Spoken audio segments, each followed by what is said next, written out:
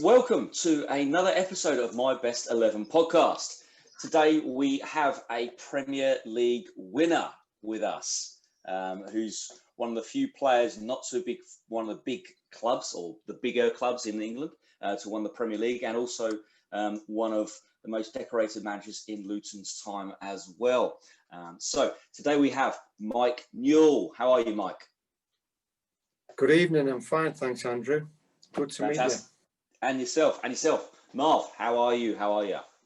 I'm good, Andrew. Thank you. Because it's lunchtime, lunchtime is here for the first time for me while we're recording these My Best 11 pods, and I know it's early for you, so I'm on top of the world. Fantastic. So what we'll do is we'll get cracking, and we'll start off as ever, Mike. What we do is we always like to know the formation. Now, of course, you've been manager at a number of clubs and a number of continents as well. I didn't realise you'd worked across the world as a manager. So be quite intrigued to see your formation. I mean, what was it like managing across the world? A bit different to England, or? Saudi Arabia, yeah. Everything's different in Saudi Arabia. I can assure you of that. It's different. That's the best thing I can say about it. I don't want to be rude at all, but the Saudis, I wouldn't say strange people, because everywhere you go you meet nice people, and there was a lot of nice people there in the football club that I worked at, but they just seem to have some sort of arrogance about them, that they are above you and everybody's working for them, which is fine, but a lot of the time they weren't even paying us, so it's not great when you're not getting paid and they're still looking down at you as workers. So it was a strange 12 months or so. One thing I would say is I didn't know that they were so enthusiastic about their football. It's the number one sport in Saudi Arabia, and the kids are and the kids are absolutely what is the word? They are absolutely obsessed with it. Obsessed is the word, Marvin. Football. Every cafe you go into, that they don't have bars, obviously, because they don't serve alcohol. But they have every cafe, every restaurant that you go on, there is a game of football on, whether it be from the Premier League, Germany, Saudi Arabia itself. It's a way of life for them, yeah. And I had no idea until I actually turned up there that was the case. Interesting. Would you have, if we would have allowed you to put players in who you were manager of as well as played with, any players that have come close? No. Fair enough. No, the standard's not great. No, they think the standard's great, and they still drive around. And they get paid the same sort of ridiculous money that players get paid these days, and they still drive around in supercars and whatever. They are superstars in Saudi Arabia, don't get me wrong, but the standard's nowhere near what it is in Europe or what it is in England at the moment. But they still play decent football, and they will compete. They will get better and better, and obviously the more money that they throw at it, which they've got plenty of, they'll get close, but they're years and years behind in terms of how, I wouldn't say technically, because the kids are getting there, and a lot of the kids that I seen, particularly the Saudi Arabian kids, in that 12 months that I was there, they'll get there eventually. But right now they're well behind. Interesting. So my question was actually related to, and I just went off in the segue. Formation. We'll keep to my best 11 structure. What formation are you going to go for your best 11 team that you picked, Mike? 4-4-2. 4-4-2. Have you ever played drafts? Yeah, everyone has, hasn't they? Yeah. Well, you start with 12 drafts, don't you? Yeah. Three lines of 4. Well, you can't have 12, obviously, because one of them's got to be a keeper. and one of them will be a sub. So where would you take them 2 drafts that you've got to take off the board? Where would you take your 2 drafts off? Yeah, I get it off the side. You understand what I'm saying? Yeah. Off, well, I will. I mean, off the sides. Where would you take them? The top row. You take those off the side. Yeah, one off the top row, yeah. So that leave you with 3 up front. And where do you take the other one from? At the back. At the back? You take it out the back. You're just trying to be difficult, Marvin. We're only 3 minutes in and you're trying to be difficult already. So where are you going to leave that big hole at the back? On which side are you going to leave that big hole on the back? In the middle. In the middle. In the middle. Brilliant. I wouldn't take it. I would not take it out the back, and I would not take it out the second row. So it would leave you with 4-4-2. No, that's what I'm going to say.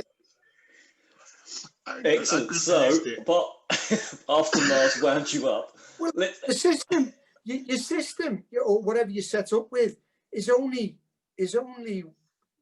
before the kickoff. Yeah, you'll never play. Never during the match will you have 4-4-2 or 4-3-3 or 3-5-2 or whatever it is. You never at any stage will you have that system. Everyone moves. Everyone moves. Yeah. Everyone moves. When you've got the ball, people move, and when you haven't got the ball, what you hope is that when you haven't got the ball, people get behind the ball again. Yeah. So if you've got everybody behind the ball when you haven't got it, you've got half a chance. If people are prepared to get back into a position when you haven't got the ball, that's common sense, Marv. I know. I'm not fighting with you, but like, listen, this could be the first part 1, 2, and 3, and 4. But the rate you're going at, we're not even starting. Let's get the formation. Right, we've got this formation. Let's go. Goalkeeper. Right, Goalkeeper. I'm sticking one of them drafts in my goal, right? We can have this analogy the whole way through. Yeah. So who's listening halfway through the podcast is going to wonder what the hell we're talking about. This is dead easy. This is dead easy. I'm not obviously disrespecting any of those goalkeepers that I played with, and I played with some fantastic. But if you've thought about who I played with, Marvin, right, it's quite easy. I'll mention some of the lads who I played with first, like the likes of Tim Flowers at Blackburn and Mimsy at Blackburn, Bobby Mims, Paul Cooper at Leicester, who used to save penalties for fun. Remember Coops, who used to play at Ipswich, Paul Cooper. Yeah. And they're a breed apart, as you know, Marvin. Goalkeepers are an absolute breed apart. So they were all. Shay Given had just come to Blackburn not before I left, but the season before, and he was on the bench when we won the league. Shay Given, fantastic keeper. There are loads of them, but is this one at Everton? This is the lad at Everton and Wales. Yeah. It's a no-brainer. Yeah. You got it. Big Nev. Yeah. Big Nev. At one stage, and it was probably just before I got there, maybe the 85 and 87 when they were winning the league. They won the league in 85 and 87, and they were in the cup finals, winning cup finals in 84. Nev, for me, was the best keeper in the world at one stage. Absolutely in the world. I agree. When you seen him train, when you seen it, you couldn't score past him in training. It was that hard. He was that good. And you know how many goals you score in training. You play 8-a-sides, you do shooting and crossing and whatever. You scoring goals. It was impossible to score against him at one stage. He was that good, and he worked that hard. He came into the game late, and they spotted him at Bury. Howard Kendall bought him from Bury when he was about, I would say, 24, 25. You know, he wasn't one of them that was great from 21 or 20. Came into the game late, played part-time for Northwich, I think it was. Went on to Bury, and very quickly Everton snapped him up. Absolutely unbelievable.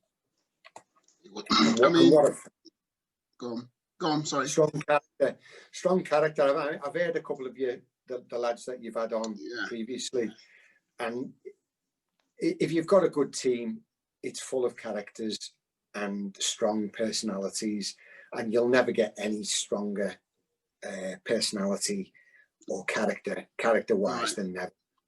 No, I mean, I was one of the first goalkeepers who stood out for me when I was growing up and watching TV and playing and stuff, because he was what I would call, he saved goals. Do you know what I mean, Newley? If there's someone that should be a goal, he'd save it.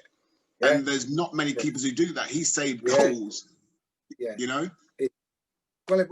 Particularly these days, they're all trying to start.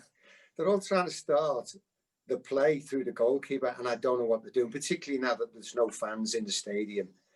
Surely when the fans come back, it's going to scare the living daylights out of some of these defenders and keepers, because there's no way that you would play. I watched the Arsenal keeper at Anfield a couple of weeks ago, and he went and got it off the right back. He left his goal, went and got it off the right back and passed it across his goal through the 6-yard box, across his goal to another defender.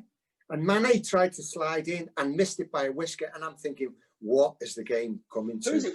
Wasn't it that new Chelsea goalkeeper almost scored an own goal trying to do the same thing? Well, he must have been about a foot away. He got it off the left back, and he turned it with his left back, with his left foot, and it went out for a corner. Yeah, but he also put it in his own goal. Really? And he's the one that they've just replaced the first one with, which who was having a nightmare. So I don't understand it. How you want you want your keeper to keep the ball out the net. That is your number one priority. And if it comes back to him, I'm saying kick it. There's a difference. Well, there's a difference between playing back to your keeper because you've intercepted it, Marvin, and you've got yourself between the attacker and the keeper, and you using your keeper. But you don't want him to start the play. I wouldn't be giving it to the keeper at any level to start the play, to pass it around his own box or to pass it out to a midfield player who's got his back to play. I just don't understand it at all. No, I'm agreeing. I'm actually totally agreeing with you watching it. It's ridiculous. I agree with everything what Newley says, but keepers of today are technically really good, Newley, so they should be able to handle the ball. You have to handle the ball. But I agree with what you're saying. They shouldn't be passing the ball for the sake of passing it. I'll tell you now, Neville Southall could play out in the 8-a-sides. He was that good, striking a ball and playing. Neville was well ahead of his time in terms of receiving the ball and playing and dropping it on sixpence out from getting it off his right back and pinging it over to his left back. Neville could do all that, but Neville didn't do all that because that wasn't happening at the time. But I'm not having it. The first thing they tell you at school, like we're talking 9, 10, 11 years old, I know they take them in at 5 and 6 now, which is crazy. But the first thing they tell you at 10 and 11 is never pass it across your own goal. And at Liverpool, where I trained from when I was 11 or 12 years old, till I was 18 when they released me, they used to say, don't pass square. And if you have to pass back, the next ball goes forward, whether it be into midfield or whether it goes forward to a forward. And they were the best team in Europe at the time. And we're talking about Ronnie Moran, Joe Fagan. These are the coaches, Roy Evans, the people who were coaching us. They were coaching and working with the best team in Europe at the time. And they said, never pass square. And if it goes back, if you have to pass back, the next one goes forward. That's a really easy message. It's an easy message for players, though, because players sometimes get confused. Andrew, the game is simple, and the more you complicate it, the more problems you have. The better players that you play with, the simpler they keep the game. That's true. That is true. 100% true. Yeah, definitely. But that's what they see. That's because they see things, and I would never have myself down as one of those top players in the Premier League or whatever. The longer I played and the better players I played with, the better I became, because it's what you've got around you, and you pick things up from good players. Vision wise, they've got a picture. The best players have got a picture in the head before the ball comes to them. They've got they know where everybody is, and I learned that as the older I got. When I got to 26, 27, 28, I think I was reaching my peak then, because I had picture in my head and awareness of players. And obviously, the better players you play with and against, the better player you become. That's the same in any sport, I think. Yeah. No, definitely. Talking of good players, let's get on to right back, left back, whichever one you want to go to. Yeah. Which one? So we got Banks in goal.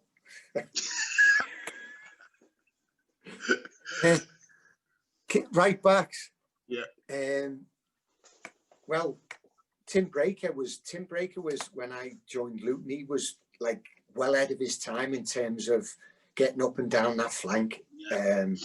He would the whole length of that pitch, Kenilworth Road, he would be up and down. He was a runner, and in training he was ahead of his time in terms of fitness.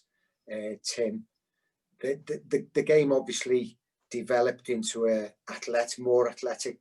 As the years went on, more and more athletic. Tim was well ahead of his time. Tim was one of them that I was 21. You couldn't keep up with Tim at times in training, and he used to bomb up and down. Was it Briegel? I think, was it Briegel, the German? That's what his nickname was. Hans Briegel, was it? Was he German? Yeah. Hans Briegel? Yeah. That was Tim's nickname. It wasn't Briegel, no. Was it Briegel? I don't know. Something like, they sounded something like that. Socks down. Did he have his socks down? Oh. Well, he did at the end of the match. I remember that. Well, he's a fullback. Yeah. I know he was a fullback, a German fullback anyway. He used to get up and down. I don't know what his name was. I know, but I never played with him, Marv. But that was Tim's nickname, though. That was Tim's. I'm trying to think of his. Tim's nickname was. I can't think of it. He was a fit lad, but he get crosses in, and he would get back as quick as he got forward as well. Good lad. Well, there's a couple, but the lad I'm going to pick, was a Norwegian lad who I played with. He was a centre half. He was a right back. He could play in any position really. Does it give a P? Now does it begin with P? HB. You've got him. Well done, Andrew. Henningberg. There you go, Marv. Henningberg. He read the game so well, and he could. His distribution at right back. When he joined us, he played at right back, but he could play in any position at all across that back line, just because of his read. He ended up at United in the Champions League team. Yeah. He left. I'm sure you've put me on the spot here, because I'm just wondering whether he'd gone before we won the league. I think he might have gone to United before we won the league. I'm not sure whether. I don't think he did. I think he went the season after. Well, you get confused. You know what I mean? I played with that many players over 19 years and 13 clubs. I was trying to work it out before. It must be something like 300 and 400 players that I played with. Yeah. And it's Henning came to us in the first season that we were in the Premier League, and he played at right back, started at right back, but he could drop in at centre half, and it was effortless for him. Everything was effortless for him. Great lad, level-headed, the way that the Scandinavians are. Used to walk around in flip-flops and socks, flip-flops and white socks, really? And he didn't care. He didn't care. Not on the pitch. No, but was he quick? In his mind, he was quick. Right. He read the game. That gives you another yard or two, Marvin. You know how Correct. It is. He wasn't lightning, but he never got out of position. He was never done for pace because of his position. And he could drop balls in a channel. He could give it simple. everything. He was just bright. He was a bright player, and a great lad. So Henning's right. Henningberg. Great. Let's go left back then. I should mention my mate Snods, because he'll kill me. Ian Snodden, but he was in at Everton. He might not see this, but if he does, he'll kill me. Snods was brilliant, but he was out of the team so much with a hamstring that I didn't get the chance to play with him. He was in the England squad. He was quick. He came to Everton as a midfielder, signed as a midfielder, central midfielder, but they dropped him back to right back. When I was there, when I first got into the team, he was playing at right back, and he was brilliant. Distribution, because he was a midfielder, distribution, pace, he had everything, but he had so much trouble with his hamstring that I didn't really play with him as much as I would have liked to, and and he would slaughter me if he ever sees this. Go on then, left back. I won't edit that bit out. No, don't edit it. No.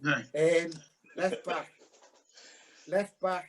Well, I played with Ashley. Was a good player. Rob Johnson was a good player playing, and Rob was a right-footed player and played well off in that position when I was playing there. You knew he was cutting in and giving you on his right foot. Good player again. Ashley Grimes, who'd come from Manchester United, great character. Lasso, who I played with who come from Chelsea. When I played with at Blackburn, he was an athlete, Lasso, and the modern game was going more and more athletic. But the one I've picked was the lad who was already there before me. He was Kenny Dalglish's first signing at Blackburn, believe it or not, and probably a month or two before I joined.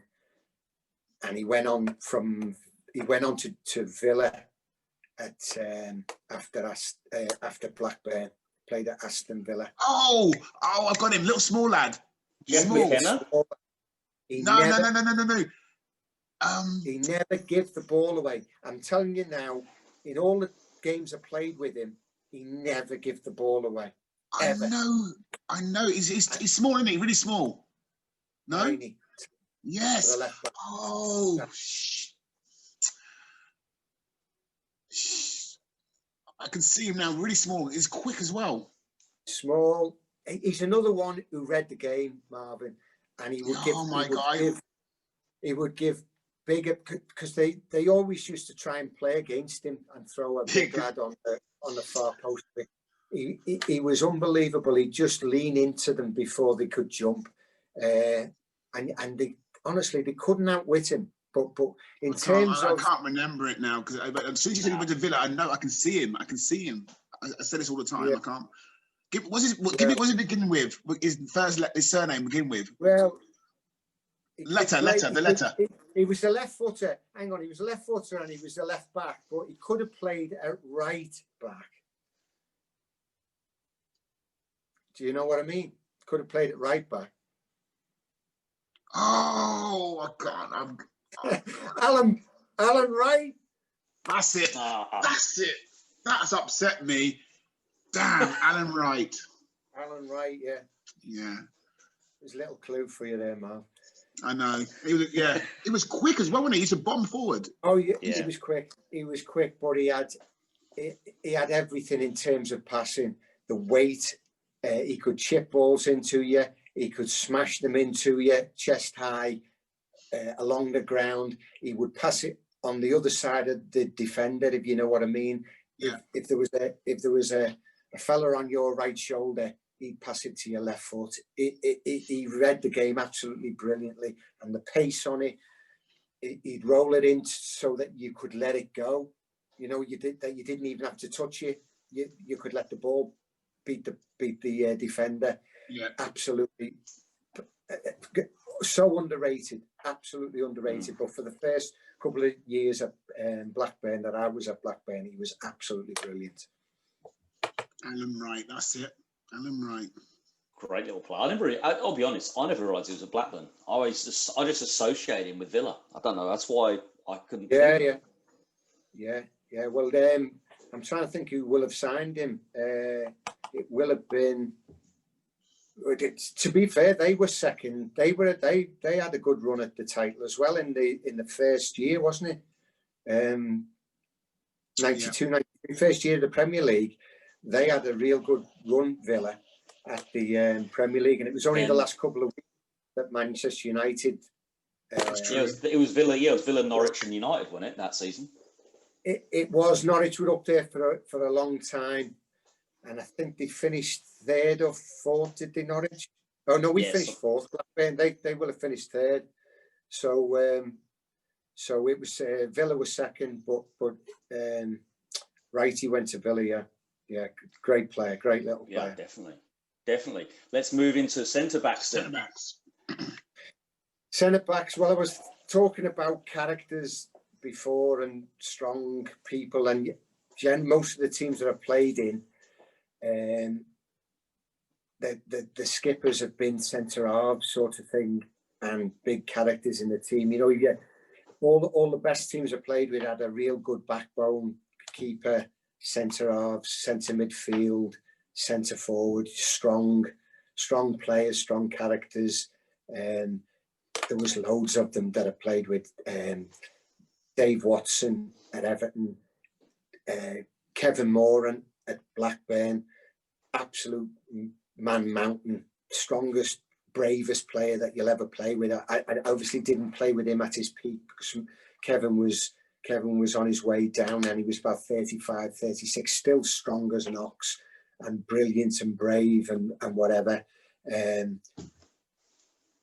Martin Keown signed at the same time as me, and I think he went to Villa. Did he go to? He signed from Villa. He went to Arsenal after us, and he made it at Arsenal. I didn't play with him. I played with him a couple of times at Everton, so I can't say that he was one of the best players I played with. But he turned into a very, very good centre half. Yeah. And man, yeah, I mean, he was a pest. He really was a pest. The one of the ones, well, the left-sided one I picked, it was another Everton stalwart, the same as Neville. So, was he Welsh as well? He was Welsh as well, yeah. So, I think I got it. And a Andrew? I'm still thinking. Okay. Left footer, very quick. Always played on the left side. A bit nasty as well, couldn't he? He could what? Be a bit nasty. I can remember he could be a bit nasty in the tackle a little bit. I thought. Yeah, committed. I don't think anyone was nasty. I think all these good players could look after themselves. Yeah, true. Probably you're right. I think there was very few. You knew the ones that were nasty and used to go over the top. I think if they ever got into a battle, they could be nasty. I think that's. I've just forgotten his name. I thought it was. I'm thinking of probably the midfielder. I know who you're talking about, but because I said Welsh and left-footed, but it wasn't Ratcliffe, was it? It was Kevin Ratcliffe. Yeah, oh, yes. Well done, man. Okay. Kevin Ratcliffe. I don't know how many caps he got for Wales, but he was captain of Wales, captain of Everton. Another great one in the dressing room.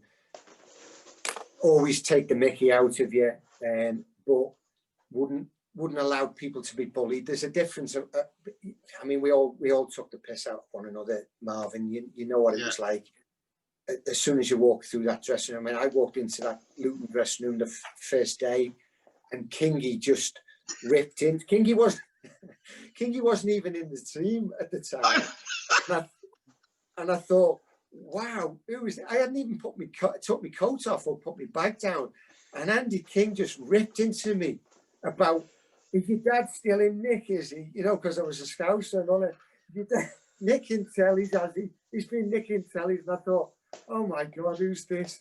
And Kingy just assumed that he knew me because he'd been at Everton, and he thought he knew all the Scousers and that. And I thought, oh, that's how it's going to be, is it? You know, but I'll tell you what, Kingy was the first one who take you home and make sure you had your tea. You know, when you're rather than leave you in your digs or in a hotel or whatever. That's the type of lads they were. they'd look after you, but they'd take the mickey out of you as well to see how you coped. Yeah, that's what it was, man, because they wanted to know whether they could trust you on the pitch. That's, when you go out there and there's 20,000, 30,000, 50, depending on where you are, they want to know how you're going to deal with that. Yeah. So if you can't have the mickey taken out of you a little bit in the dressing room, no chance. God help you. God help you when you run your first derby, Liverpool, Everton derby. You've got no chance. It's one of them, you know what I mean? That they find people out. But what I was going to say is the Ratcliffes of the world, Aussies of the world, people who were strong characters and captains, they would always join in the mickey taking, but they would never allow any bullying. They would never allow anybody to be bullied. And they were proper captains, proper skippers, if you like. They read the line beautifully. Yeah. To make sure nobody went over it. Yeah. Absolutely. Yeah. Absolutely. Beautiful. Next to other Kevin. centre back then. Ooh. I've just give you a massive clue. Yeah. Well, I'll give it away.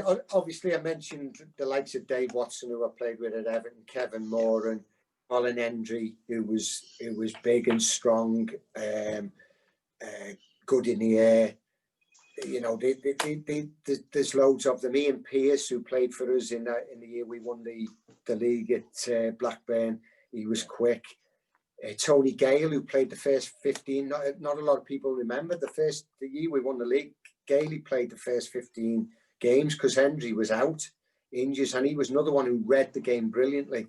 Come from West Ham, he was at the end of his career, but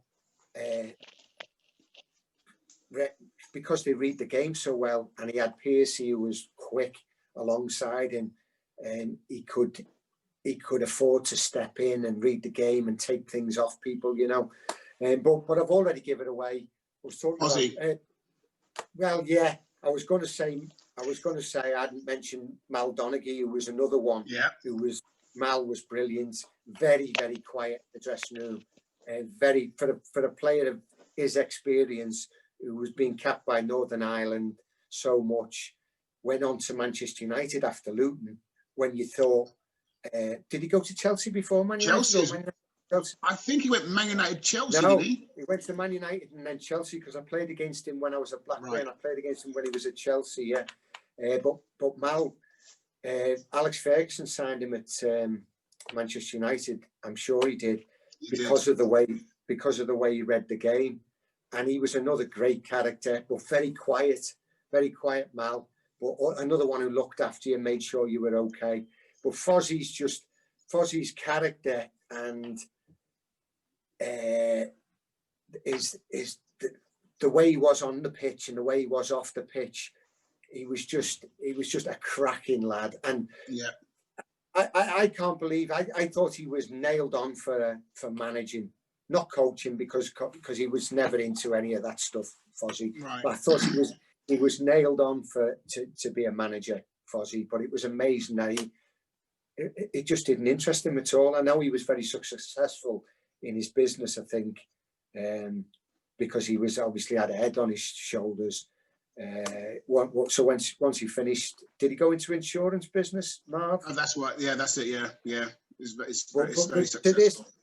To this day, if anybody, and unfortunately we lost Les, we lost Precy, Mark North. If anything happens like that, Fozzie will be the first man to gather the troops and make sure that you're there.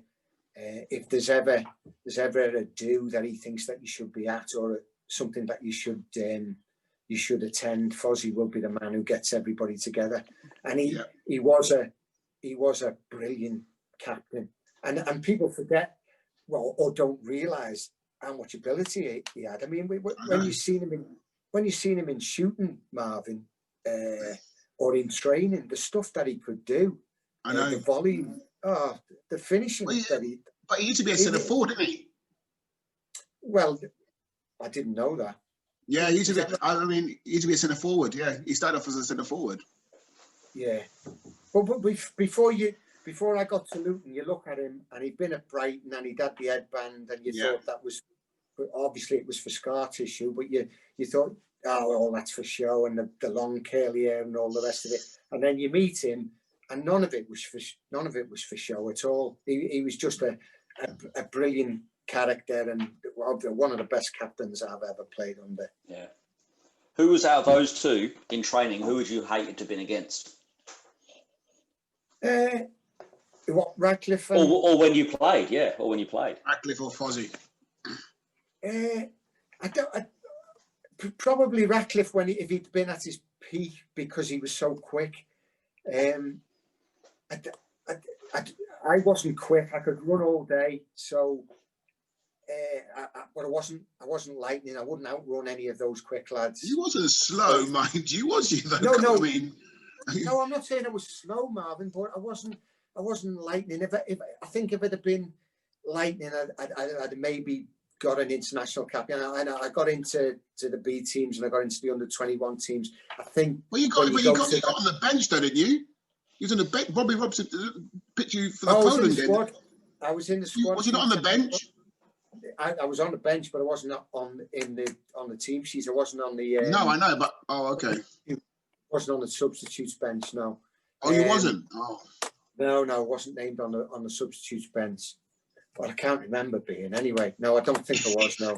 I thought I read somewhere. No, I remember being Poland. I remember being Poland away. It was a qualifier, World Cup qualifier. Beardsley and Lineker were playing up front, and I was in that squad a few times, but I never got a cap. And I was injured in the year that they went to the World Cup in 1990, and I'd been in the squad right through that season because it was the first season at Everton.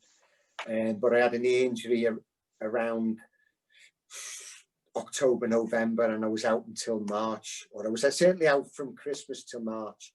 So it put the blocks on me. So do you remember the first time you got called into the squad, Newley? Yeah, it was September. And it was the secretary at Everton, the girl who answers the phones over at Belfield, the training ground. And she sorted. I think the manager at the time, Colin Harvey. I think he would have told me, but she just blurted it out. Oh, Bobby Robson's been on the phone, and you're in the England squad. Was it a surprise, or was you playing really well? You thought, I've got a little bit of an edge, maybe of getting in there. I'm scoring goals. I'd scored something crazy like 9 in the first 12 games or something like that at Everton, and Everton we were at the top of the league at the end of September. Everton, so there's something on your mind then. You was thinking about the next squad. Then you thought, I wonder if I could be involved in the next squad. Then that when you got picked, was that something on your no? No, it wasn't on my mind. It was these days with the Sky News and everything that they have to fill the telly with day in, day out, they would have had people picking the squad, if you know what I mean. Pundits, they would have had pundits picking the squad. Is he going to be in? Is he going to be out? We didn't have any of that. It was you got a telegram or whatever it was. That's what you got. You got a telegram from the FA. You've been picked in the squad, and she handed me the telegram. So it's a great thing to keep, but I never got a cap, so it didn't mean anything. It was great to be in the squad and to be alongside those people and to be playing with the likes of Brian Robson and Beardsley and those sorts. Peter Shilton was the keeper at the time. Just to be rubbing shoulders with those people and sitting in the squad and eating with them, it was absolutely fantastic. But this is the full squad. I know you scored 9 in 12, and you're probably one of the top goal scorers. But did you feel comfortable? Sometimes you get there and you're nervous. You're thinking, "Oh, I don't know." Oh no! I was buzzing. You know what it's like when you're in a good spell of form and you're scoring goals. You think you can do anything without being arrogant. You think you can do anything. Of course. So I joined in that training, and Bobby Robson was brilliant, and he liked me. Bobby Robson liked me, and I was scoring goals in training, scoring goals in finishing against the likes of Shilton and all those people. And I think he was keen. The knee injury I had, it knocked the wind out of me. It really did, and I was out for 3 months. And it was, I think that put the blocks on any chances that I had of going to the World Cup. The lad who replaced me was Steve Bull, and Steve never played in the top division. You know, he was doing brilliantly at Wolves, and I think Bobby Robson was thinking, that's who I'm going to play, Beardsley and Lineker. And if I get an injury or I need to make a substitution, I want goals. It'll be for goals. And he took Steve Bull, but Bully never actually played in the top division. So it was one of them. It wasn't meant to be. And at later stage, when I played at Blackburn and things were going well, I was close again. I think I was close again. But I think what I was saying to you, if I'd have had that electric pace, I could run all day, but if I'd have had that electric pace, I think that would have given me a little bit of an edge. Oh, interesting. Yeah, awesome. What we'll do is we'll pause it here, and we'll be back after a short ad from our sponsors, and we'll hear from the rest of Mike Newell's Best 11. Thank you for listening to My Best 11 Pod. We are currently accepting applications for advertisement and sponsorships. You can reach us at mybest11pod or mybest11pod@gmail.com. Thank you. We're back for part 2 of Mike Newell's Best 11. So far, those people who can't remember throughout a 30-second ad break, we've had Neville Southall, Henning Berg, Alan Wright, Kevin Radcliffe and Steve Foster. So what we can now go for is the 4 midfielders and the 2 attackers. So straight back over to you, Mike. Are you going to start on the wings or centre? It's up to you, whichever one you prefer. I'll start on the right hand side.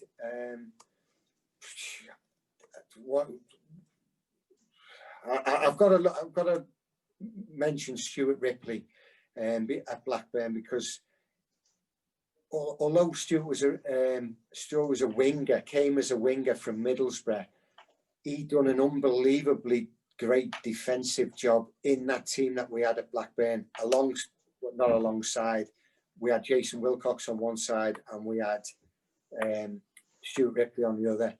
And the amount of work, defensive work that they got through in a 4-4-2, up and down, week in, week out, was absolutely unbelievable. And what an athlete he was. I mean, I said to you earlier on, the game was becoming more and more athletic in the early 90s, mid 90s. Stuart could have been a 200-meter runner. He was absolutely electric, but he had a great work ethic. He could get up and down. He could get on the end of things. Scored his fair share of goals. Put crosses in. And very unlucky, wasn't he? Didn't he break his leg on his first England game? He snapped his leg in 2, didn't he? Or am I thinking of somebody else? I don't think he snapped his leg in 2. I think you might be thinking about the one that was at Forest. What was his name? Stone? Stone, Andrew? He had a bad injury. Stuart. Stone. Pretty sure. Did Stuart play in the San Marino game? Who was the game where they conceded in the first? Yeah, that was San Marino, 7 seconds in, yeah. Stuart Pearce misplaced one. Sorry, keep going. Right wing. I'll have a look at that later for my own personal. Well, Stuart was a great lad, down to earth, very studious. He'd sit at the front of didn't join in the frivolities at the back of the bus. He would have his head in a book. He'd promised his dad. He said, I want to have a go at playing. But he was a clever lad, I think, as a kid. And his dad wanted him to go to university, and he promised his dad that he would, after football, he would get his head down again, and he did that.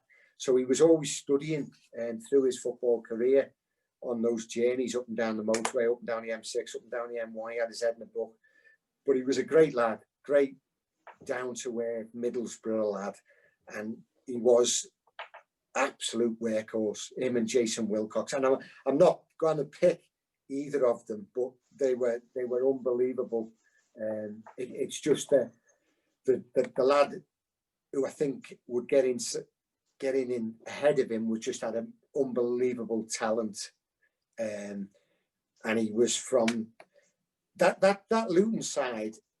You've got it straight away, Marvin, haven't you? That Luton side, I haven't. I swear to you, I haven't. Well, go on, keep going. Well, that Luton side that I joined when I was 21, I was thinking about it the other day. They got themselves to League Cup finals, won the League Cup.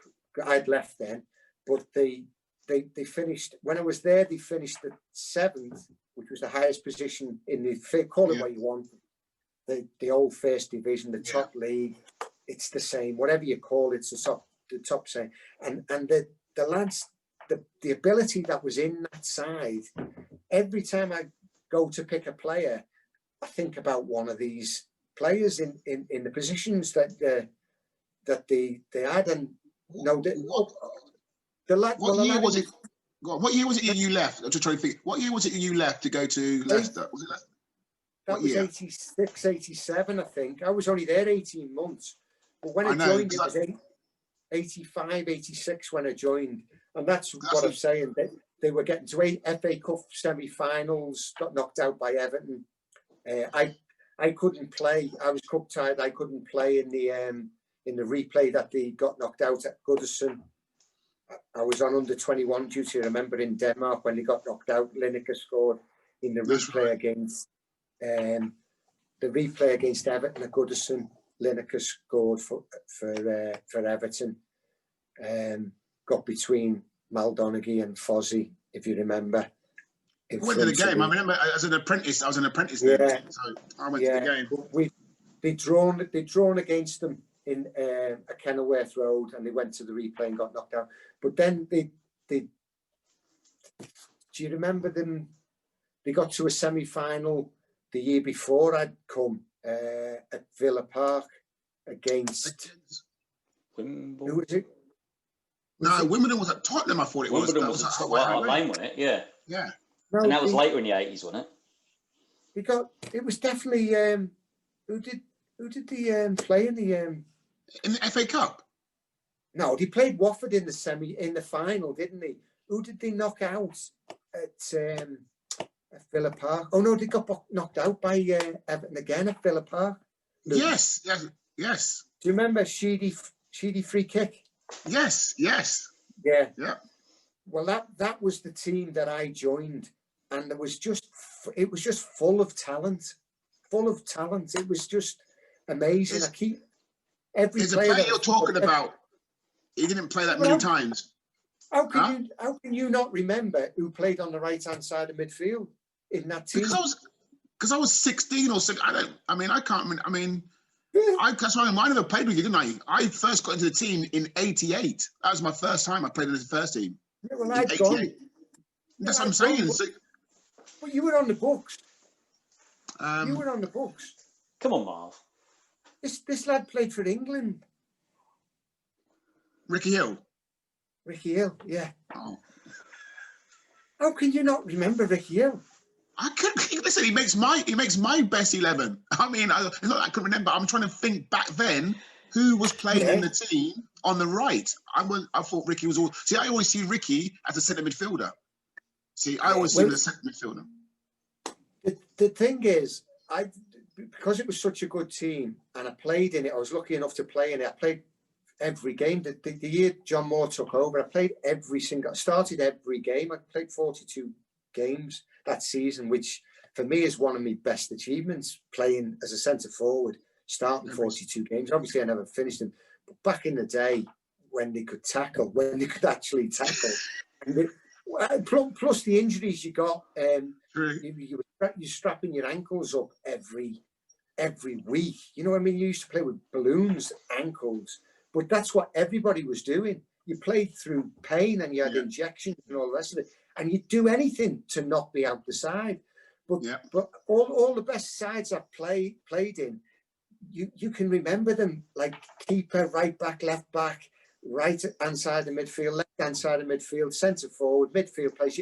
They just pick the side, pick themselves week after week after week, and that side picked itself. It was Tim Beaker, Ricky Hill, Fozzie Maldonaghy, Ashley Grimes, or Rob Johnson, Creasy on the left hand side, Nico in the middle, Steenie, Nick Harford, and then you know it just the side picked itself basically, and you could never afford to get yourself out the side or say you were injured because you had trouble getting back in. That was what it was like in those days. What did Ricky provide you then with as a forward? What did he provide you with? What was different about Ricky compared to a Stuart? Ricky didn't just put crosses in. Ricky put it on your head. That's the difference between the real top level players. They pick you out. They don't just put crosses in. They put crosses in a 5 or 6 yard area that you're in. They put it on your head. They put it behind defenders. If it doesn't need to go in the air, it doesn't go in the air.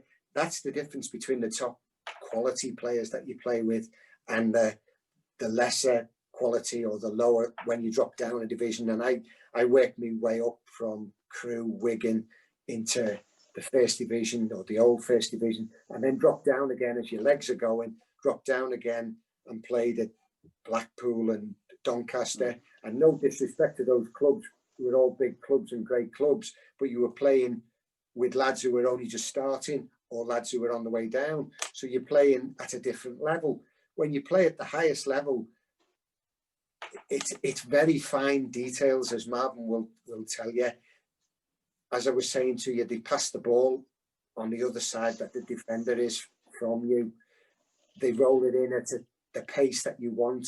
If they know it has to be smashed into you, they smash it into you because they trust you. They trust your touch. And Ricky Hill and those sorts of Steenie, they caress the ball.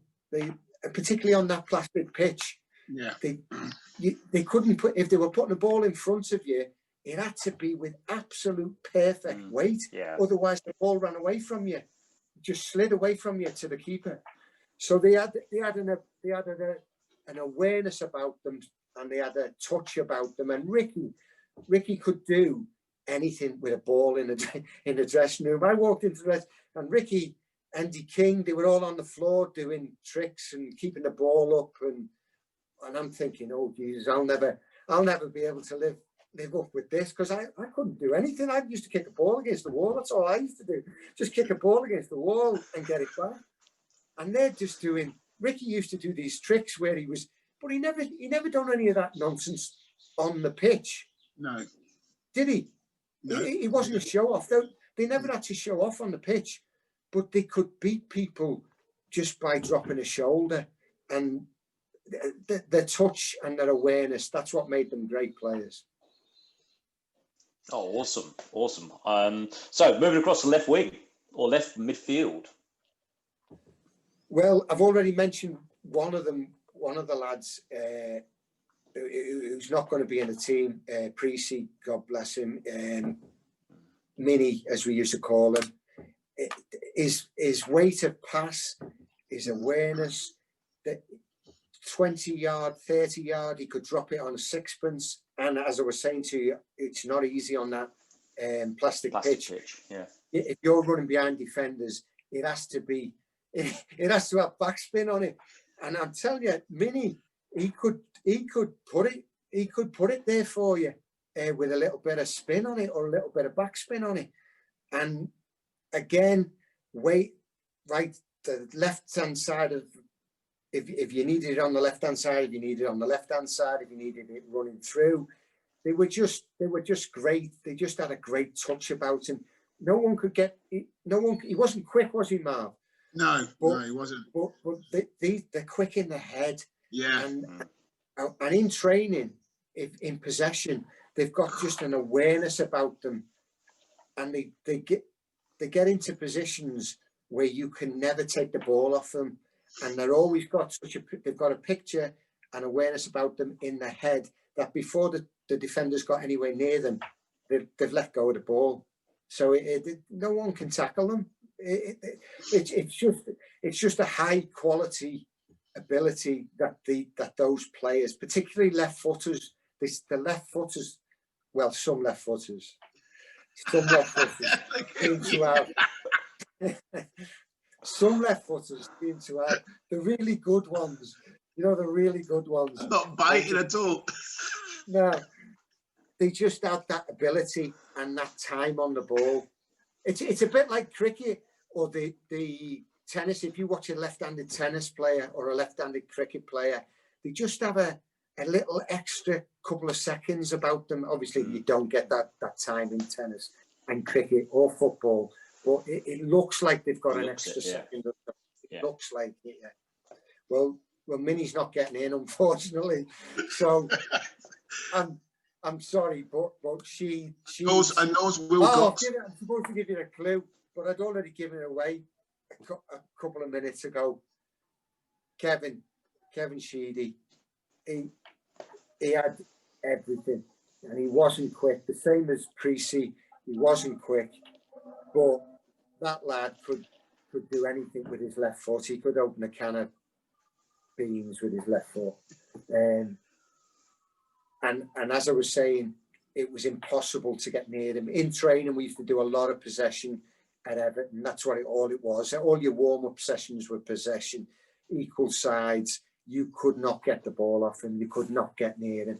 He just had so much vision, such a touch. And he never used his right foot. Everything was with the left foot, the inside or the outside of his left foot. And first time, or either two-touch, ping, drop it on a sixpence. Absolutely brilliant. I did mention, thankfully, Jason Wilcox a bit earlier, because he was another one like Ripley that in the modern day got up and down that left wing and would pick you out. Rather than cross it to you, would pass it to you, pass it behind the back line. In such a dangerous area that defenders would put it, if you didn't put it in, defenders would put it in. Yeah, what's it called? The corridor of uncertainty, it's called, isn't it? That little section. Yeah. That's it. Well, they've got a name for everything these days, Andrew. Oh, that was from when I was a kid, I was told to do that. That wasn't... Yeah, well...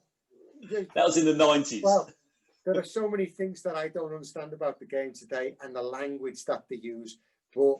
And all this, I don't know what all this means. That they do it the time. I don't know.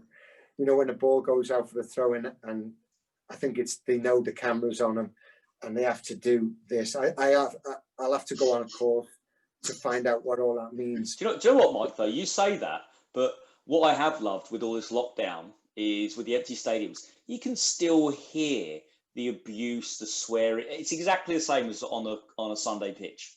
It's exactly the same. And I remember listening to a Sean Dyche having a yell and a shout at Raheem Sterling, going, get out, you'd spend your life on the floor. Yeah. So which makes me think, do you know what? There is all this razzmatazz and all these clever, like you say, hand gestures and stuff. Yeah. But at the end of the day, it's exactly the same as a Sunday afternoon or Sunday morning pitch. Well, it is now. But though they were doing all this business before there was no crowds, so I don't know what they'll be doing now, whether they'll be shouting it on, shouting information on. But what I do know is when you're playing the game, and Marvin will tell you this, and there's a crowd on, you cannot hear anything that they're shouting on, and they don't shout anything on when there's a crowd. And very rarely can you, and I know this from a manager's point of view, can you play the game for those lads? You have got to trust them. And the most important thing about being a manager is the team that you pick. Because the only alterations you can make is as a substitution, either at half. Obviously you can make a substitution in the first half if you want to, but you are basically saying, I've got this wrong, and you are going to embarrass the lad you're taking off. But the only change you can make is a substitution at half time, or a substitution in the second half, or some little tinkering to a formation. And that can only be done at half time. So a lot of it, well, not a lot of it, it is all bluff for me. And I think a lot of what I'm trying to say is the people who are guilty of it, a lot of them have never been in that position on the pitch, if you know what I mean. And I don't want to slag anybody off here, but there are a lot of people who have made their way in coaching and made their way in managing who have never, ever played at any level, never mind the top level. And they seem to know a lot, and a lot of it seems to be in hand signals. And for me, I will never be brainwashed by it, Marvin. I will never be brainwashed for it. And as for the language that they're using about high pressing and low blocking and all this nonsense, and the group, everybody's in a group, everybody's on a journey. You're the best player on the planet when it used to be the world. It's not good enough to be the best player in the world anymore. You've got to be the best planet on planet Earth. Just in case there's somebody on Mars who's a bit better, you've got to quantify it by being the best player on planet Earth now, right? I'm not buying into any of that language. I refuse to buy into any of that language. You close people down or you get behind the ball when you haven't got it. That's what you do. And I don't buy into any of this pressing or playing through lines, these imaginary lines. Somebody said on the telly the other day. No, I hear him say it all the time now. I hear him say it. Yeah. But on the television, and he said, and I won't name him because I don't want to embarrass anybody, but he said Brentford are playing through the departments. And I had to pause it and rewind it just to say find out what he was talking about. And the same fella said human relationships and partnerships, and he's talking about football here. Human relationships and partnerships take time. Now I'm telling you, Marv, they don't.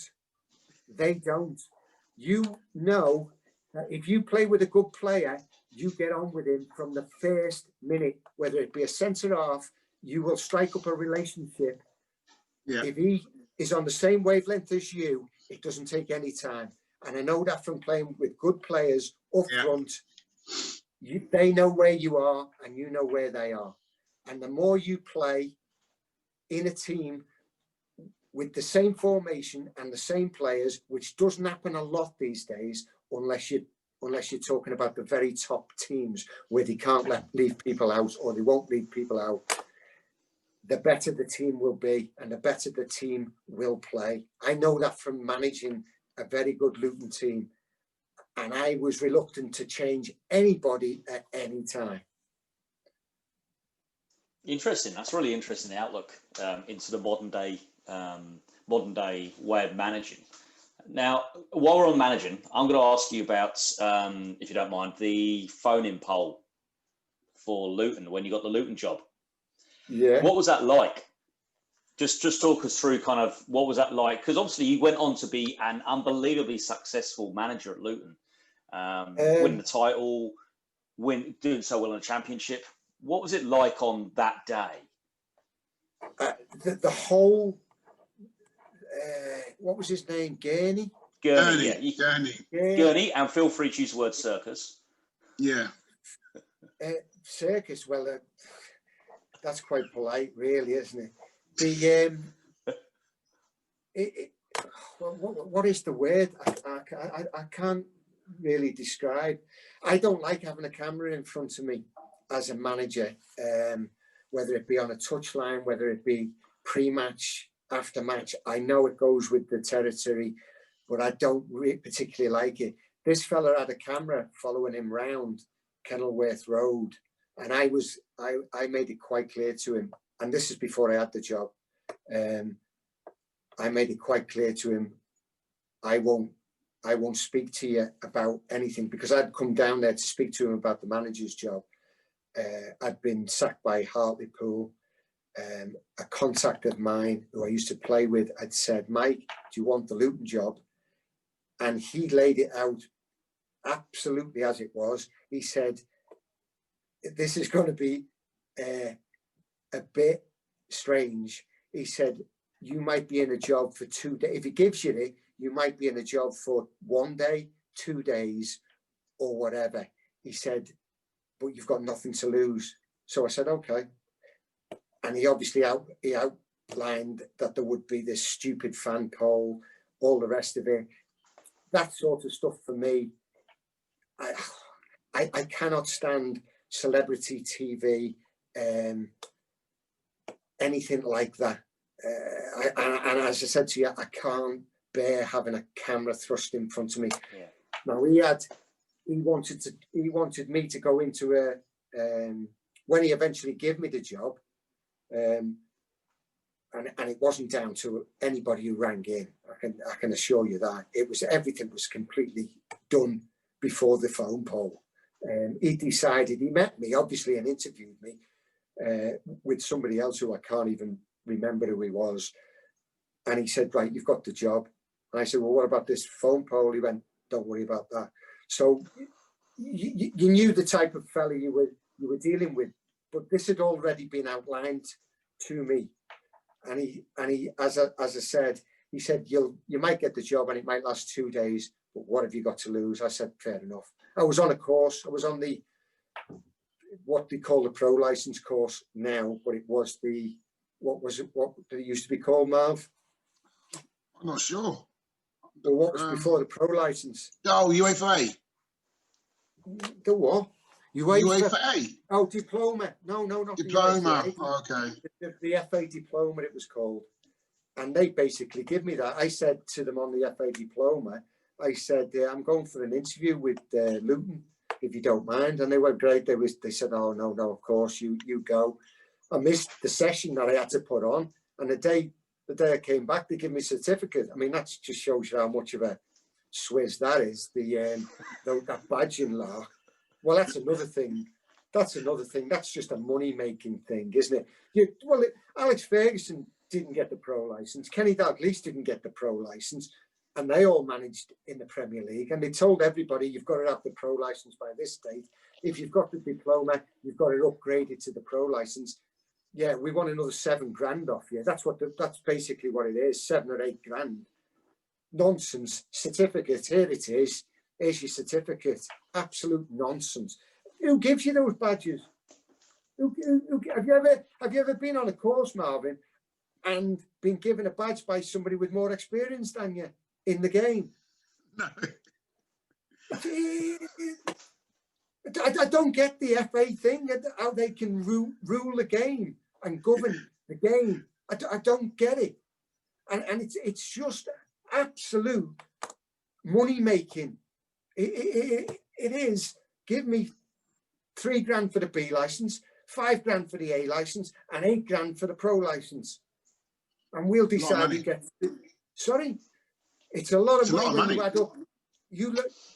When you add up how many people go for their A license or for their B license per year, that's an awful lot of money. I don't get it. How the FA are supposed to say you. Mind you, they are quite clever. They did invent their own DNA. That's clever. Their own DNA. Their own DNA. I studied, and I failed before I tell you this. Physics, chemistry, and biology A level between 16 and 18. I was not on anybody's books. I was on Liverpool's books, but I wasn't a scholar and I wasn't an apprentice. I was just playing in their B teams. And I was studying biology, physics and chemistry. And I'm telling you now, anybody who's got those A levels and gone on to university, hats off to them. You have got to be, I'm not saying I was clever in any way, but I don't know what I was doing, even starting them. And the only thing I could tell you about biology is DNA stands for deoxyribose nucleic acid, right? I'm sure you knew that. Did you know that? No. And it took hundreds and hundreds of years for them to find out that everybody had this DNA and everybody's was different. And then the FA have created their own just like that. Unbelievable. Unbelievable. How clever are they? How clever are the FA to create their own DNA? Brilliant. So what were we talking about? Gurney. Gurney, the question. Gurney. Well, how did we get on to the FA? I was The on job. course with the FA. You're talking about the job, yeah. Gone back to give me the certificate. I got the job, so it was a great week. Got a badge and a job in the same week. And within, I don't know, 3 days, 4 days, the club went into administration. It was three days that I could not bear, honest to God, again in my life, talking to John Gurney. I mean, a complete crook, a complete out and out crook. And everybody knew it. Yeah. And the people thankfully, the people in the club, the club secretary, the people who were working in the club, they all knew it. And it was only a matter of time before they got him out. Thankfully, it was down to supporters in the end who got rid of him. Now, I could have gone with him, but the administrators come in, they interviewed me, the league manager, a phone call from the League Managers Association, they said, if you stay in the job for 2 weeks, you're all right. If they leave you in the job for 2 weeks from the start of the administration, you're okay. If not, they'll sack you before the end of the 2 weeks. Well, I got on great with the administrators. They were straight people, as administrators you would expect administrators to be. You can't have this. You can have this. Basically, you can't have anything. Then we got all the sanctions from the FA. You can't sign any players, which you understand. You can't even sign your own players. That was a problem for me and I had to fight that one because Kevin Foley, as soon as I'd walked into Luton first training session, I said to Steenie, "Who's that?" Because he just jumped out at me, Kevin Foley. First training session. When we were talking about having time on the ball and being aware of people and touch and being able to pass it, no one could get near him, and he was only 18 at the time. And I said to Steenie, "Who is that?" He went, "Oh yeah, Kevin Foley, brilliant." He says he's playing in the reserve team at the moment. He hasn't had his debut, or he hasn't played because there was an experienced player who I can't remember playing in the first team at the time. I said, "Well, he will be playing," and I think he played virtually every game that I was there, certainly. But it was a nightmare, to answer your question. Yep. The whole Gurney thing, it was uncomfortable, very, very uncomfortable. Oh, it's interesting, really interesting. Thank you for being honest about working under him and the whole facade of the whole poll and everything. So it's really interesting for Luton fans, I know, especially to hear, Mike. So thank you. We'll get back to what we're here for, central midfielders. Central midfielders, nearly. Central midfielders. Well, I played with some... Well, I played with the toughest area. Was this the toughest area or up front? Well, don't forget there's so many of them. You played with so many of them because in most teams you had 3 or 4 of them generally. Well, not obviously central midfielders, but you didn't play with 3 or 4 of them. But in your squad you had 3 or 4 of them. So going back to the Luton days, Nico was a great player and an international with Wales. Peter Nicholas, Paul Ramsey at Leicester, Gary McAllister, who when I was going through the players like this morning, I actually left McAllister out. I did not left him out. I just forgot about him. And at the time he was on everybody's radar at Leicester. Leeds got him eventually, but Forest wanted him. I know Brian Clough wanted him. He was brilliant. McAllister, range of passing, vision, knew where you were. Ali Mocklin played in middle of midfield. I don't know whether you remember Ali Mocklin. He played in the middle of midfield, real hard, centre midfield, stroke, right back. He played run through a brick wall for you. Paul Ramsey played for Northern Ireland. Great players. Steenie didn't play in midfield. If we played 4-4-2, he was behind us, but he sort of played in a 4-4-3-3, Steenie, if you know what I mean. Yeah. And Steenie was brilliant at playing behind the front two, and linking the midfield to the forwards. Steenie was. He'd just drop into them areas and he could caress passes into you. I mean, just to drop in between the lines? Yeah. Don't start with them lines, no. His corridors and corridors departments. He could work his way into any department, Steenie. No, I know what you mean. There's loads of them. And then as I went to Blackburn, Tim Sherwood, who was captain, brilliant captain, got about the pitch, up and down the pitch, could break play up, could pass it, get it off you, start play, brilliant. But the player, hopefully I've mentioned all them players who were good midfield players, but the player that this is the best player that I've ever played with in my life. Ooh. In my life, that I ever played football with on a pitch. This is the best player. And at the time that I played with him, he was quite possibly the best player in the world at the time. Certainly within 6 months or within 12 months, he was the best player in the world. So you should get it. Everton? No. Blackburn? No, you did afford me this luxury. Yeah, I know. England. Of England, not the full England, because he wasn't in the full England. He wasn't in the full England. Another clue: Bobby Robson was keeping him under wraps. Let's say. Oh, okay. Was keeping him under wraps. Yeah. Yes, I got it. Gascoigne. Gascoigne.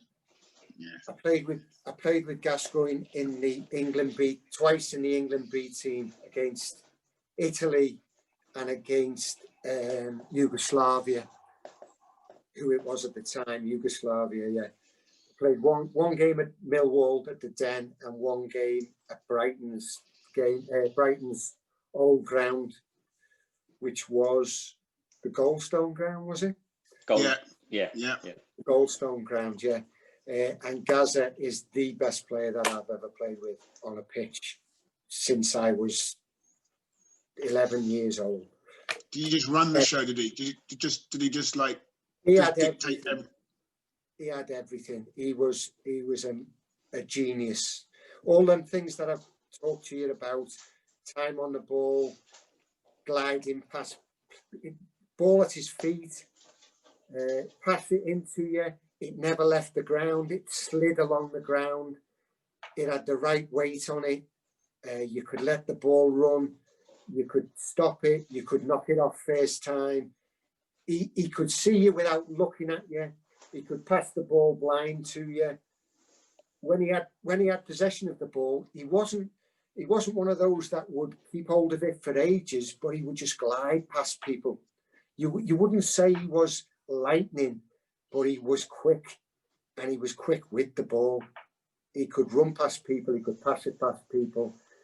And Bobby Robson was just keeping the reins on him. And at the time, everyone was clamouring for him to be in the full squad, to be playing in the first team, in the England team. And Robson was doing the right thing. Robson, obviously, he was a wise fella. and he was holding him back, and you can't tell me there was a better player than him in the World Cup in Italy in 1990.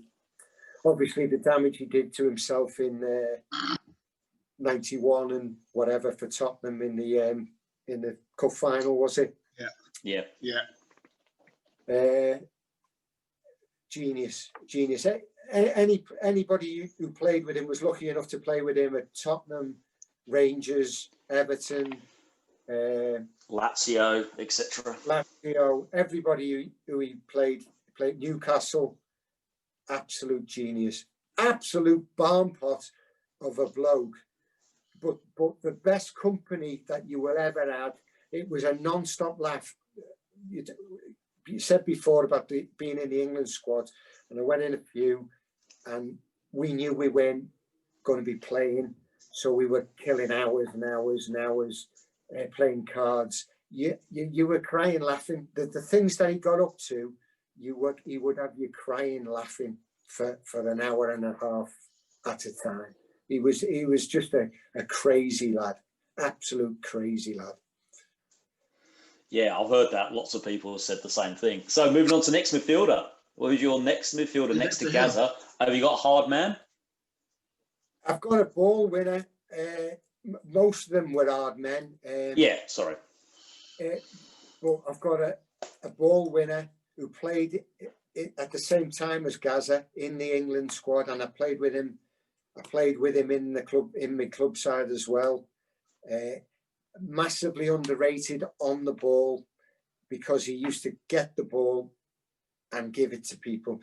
When you lost the ball, he would be the first one to get it back, and then he would give it as quick as he could. Older than Gazza? A lot older? He might be younger than Gazza, similar. Oh, really? I've lost it then. I thought I'll say his name. I thought he was going to say Reed. Yeah, who? Peter Reed? Yeah. No. I didn't play with Reedy. Not Everton? No, Reedy had gone when I went to Everton. Okay. No, we're talking later than Gazza, but he played in Euro 96 for England with Gazza. Played in that side with Gazza for the Euro 96. Oh! Go on. Paul Ince. No, not Ince. I didn't play with Ince. Ince was at Liverpool when I was playing against him in Manchester United and West Ham. Was he not at Blackburn at all, Ince? No. Ince, no, he managed Blackburn. I know he managed him, but he did not play? No. Okay. No. This lad played for Leeds, Blackburn. David Batty. There you go. Well done, Andrew. Well done, Andrew. Great player. And good at penalties? Oh, that's a bit below the belt. Someone's got to miss.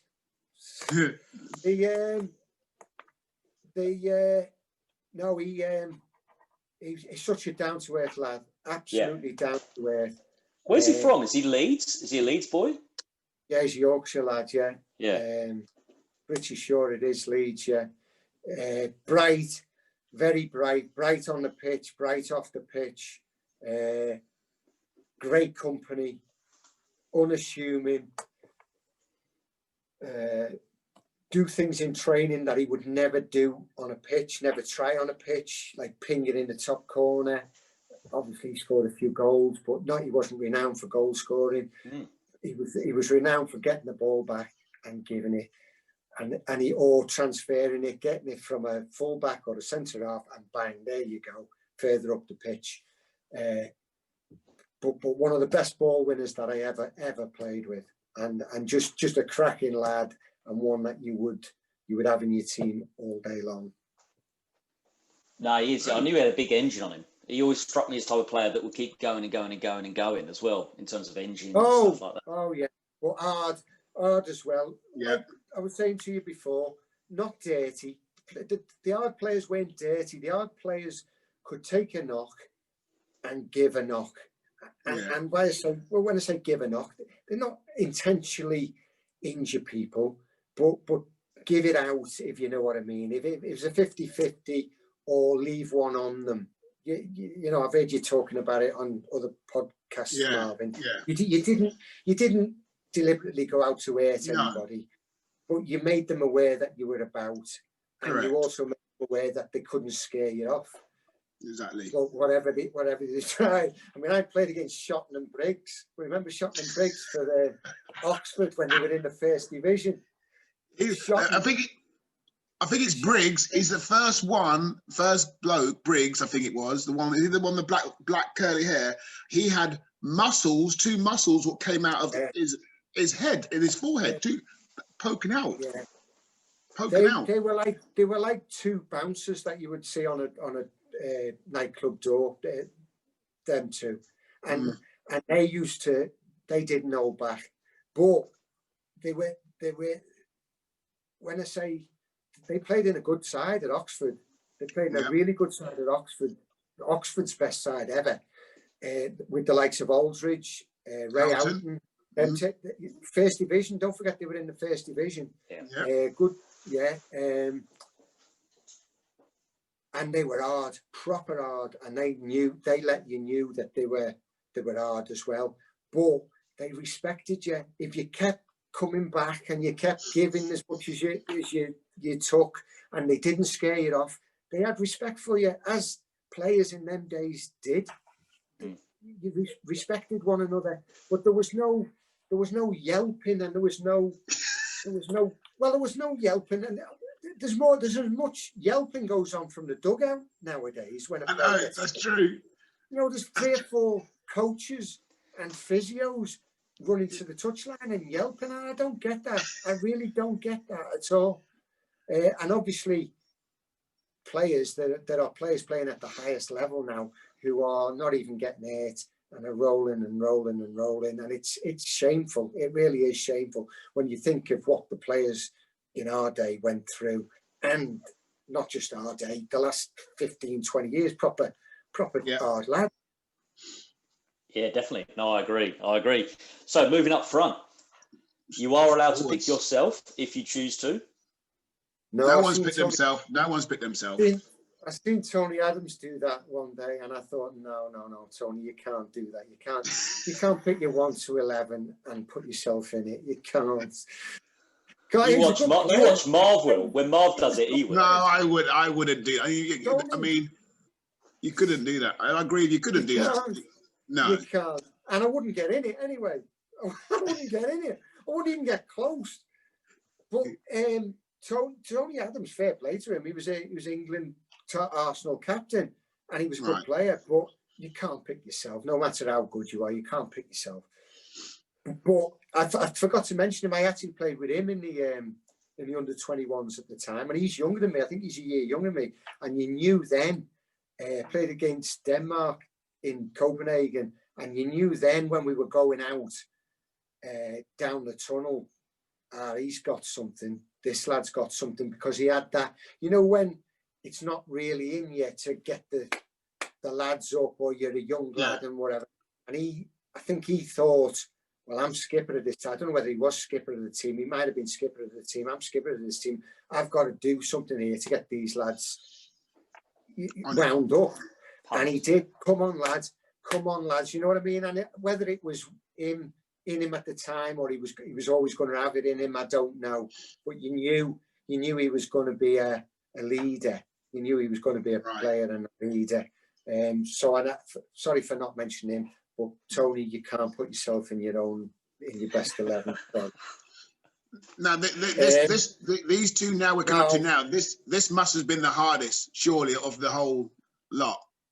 Surely. Well, yeah, and no. Yes, one of them I know straight away without a shadow of a doubt. Well. Oh, maybe not then. No. You do know him, yeah. I do know. Yeah. Yeah, well, go on. Tell me who it is then. Shearer. Yeah, well, it's got to be. I'm just making. Okay. Any of the other lads who I'm going to mention would have him in the team anyway. Correct. Do you know what I mean? I agree. unless it's David Speedy who I play with. David Speedy would probably say he was better than Shearer, because that's the. Have you met Speedy? I've played against him a few times. He never stops talking. He never stops talking. Speedy, he would argue more than me. Speedy would argue more than me, and he would have himself in the team instead of Shearer. Although we swapped him for, he went to Southampton when Shearer. He paid $3 million for Shearer, and they give Southampton Speedy as well. So they paid more than $3 million, if you like, or whatever it was, whatever the fee was. They give Speedy. Speedy was a good player, don't get me wrong, when he was at Chelsea. Spring, unbelievable spring for a little man. Always had a goal in him. Fiery, could win a tackle. But when I played with him at Blackburn, he was on the way down. He'd come there from Liverpool. I think he'd been Jack Walker's first big signing, if you like, when the money became available, but it was before Kenny was manager. So Kenny came in about 3 months later. Speedy played that year, and then at the end of that year he signed Shearer, and Speedy went to Southampton. So he was a good player, but nobody would argue with Shearer. I mean, just phenomenal from the day. Well, not from the day he walked in, because a few eyebrows. He played pre-season, and Alan was never the fittest lad. Once he had to be, he got fit, but he hated running. He had massive legs. He was bones. He was all heavy bones and granite, old-fashioned centre forward, made of stone sort of thing. True Geordie, yeah. It's what Geordies are. They're hard. And, but he had thick ankles. His legs were the same width all the way up. You know what I mean? He was one of them, and no definition in him. He stripped off. You wouldn't say he was an athlete. He was just solid, but he had power. And he always used to say, when we were doing pre-season running, and you know what it was like round the track, Marv, or going through the cross country and all the rest of it, he always used to say, this is all bollocks, this. You never run further than 30 yards on a pitch. And he was right. He was right. And tell me, when obviously there are lads who do a box to box, you know, on occasions, but tell me when you run further than 30 yards, when you make any run further than 30 yards, and if you're a striker, it's probably a lot less than that on occasions, or on most occasions. And he was right. So you have to have your fitness, but he had power. He had power.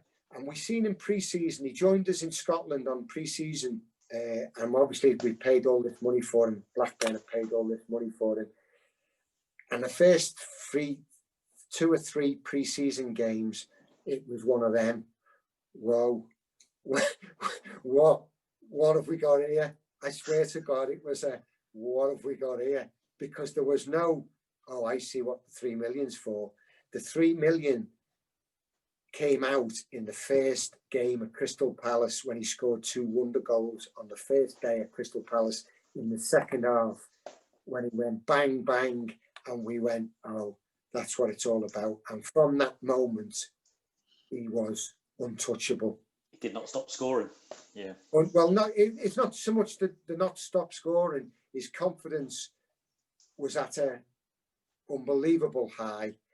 And if he was in a better position than you give it him. And that's either the midfielders, the wide players, myself, any of us. If he was ahead of us, you had faith in him and you would give him the ball, as you would with most players, to be fair, if they're ahead of you. But definitely Shearer, it went through a spell where I think people were making fortunes at Blackburn on the first goal scorer, because that was in the days where then the betting was just starting, and people, fans, and I don't know, associates, parents, and people like that first goal scorer, Alan Shearer. You could not lose. Oh man, away. It was just unbelievable. Bombshell when he done his knee on Boxing Day in the first season, and it took 6 to 9 months out. And who knows what would have happened in that first season that we were in the Premier League. We finished 4th, we finished 2nd in the 2nd year, and we won it in the 3rd year. Who knows what would have happened if he'd have stayed on after Christmas. It's all ifs and buts, but he was untouchable. Just going back to pre-Shearer, now they're in the 2nd division, Blackburn, and they paid, was it 1.1 for you? A record at the time, I think, for the most expensive player outside the top division. So did you know then, obviously speaking to, the staff, that what they were looking to try and achieve in the next coming years with?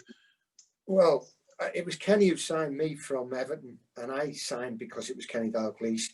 Blackburn, the money had become available in the summer. I'll think of the manager's name in a minute. I don't want to be disrespectful. The Scottish lad, Don Mackay was the Blackburn manager at the time, and he contacted Everton because he had all this money available. And the first people he went for was Lineker, because they had proper money available. Right. And he went for Lineker, and Lineker took it the wrong way, in my opinion. He saw it as a bit of a slight and said, as though I would join Blackburn Rovers. Now, you don't say, in my opinion, you don't say that. You say, I'm flattered. He was at Tottenham at the time. I'm flattered, but I'm at the top. I'm in the top division. I'm playing for a top club. I'm playing for England. It's not the right thing. I don't know how you could not take it as a compliment. Anyway, they then went after Sheringham, I think, who was at Forest. And then they come for me, who was at Everton. And I knew at the time that Howard Kendall, who'd just come back to manage Everton, was in two minds about me, wasn't sure about me. And he'd been a manager at Blackburn before he came to Everton. So he felt obliged to let me know and do the right thing by Blackburn by making me aware of it, and said, look, they've got a lot of money. And I was never one to be swayed by the money. I'd worked hard to get it to Luton and play in the first division, to get back into the first division with Everton, who were a massive club.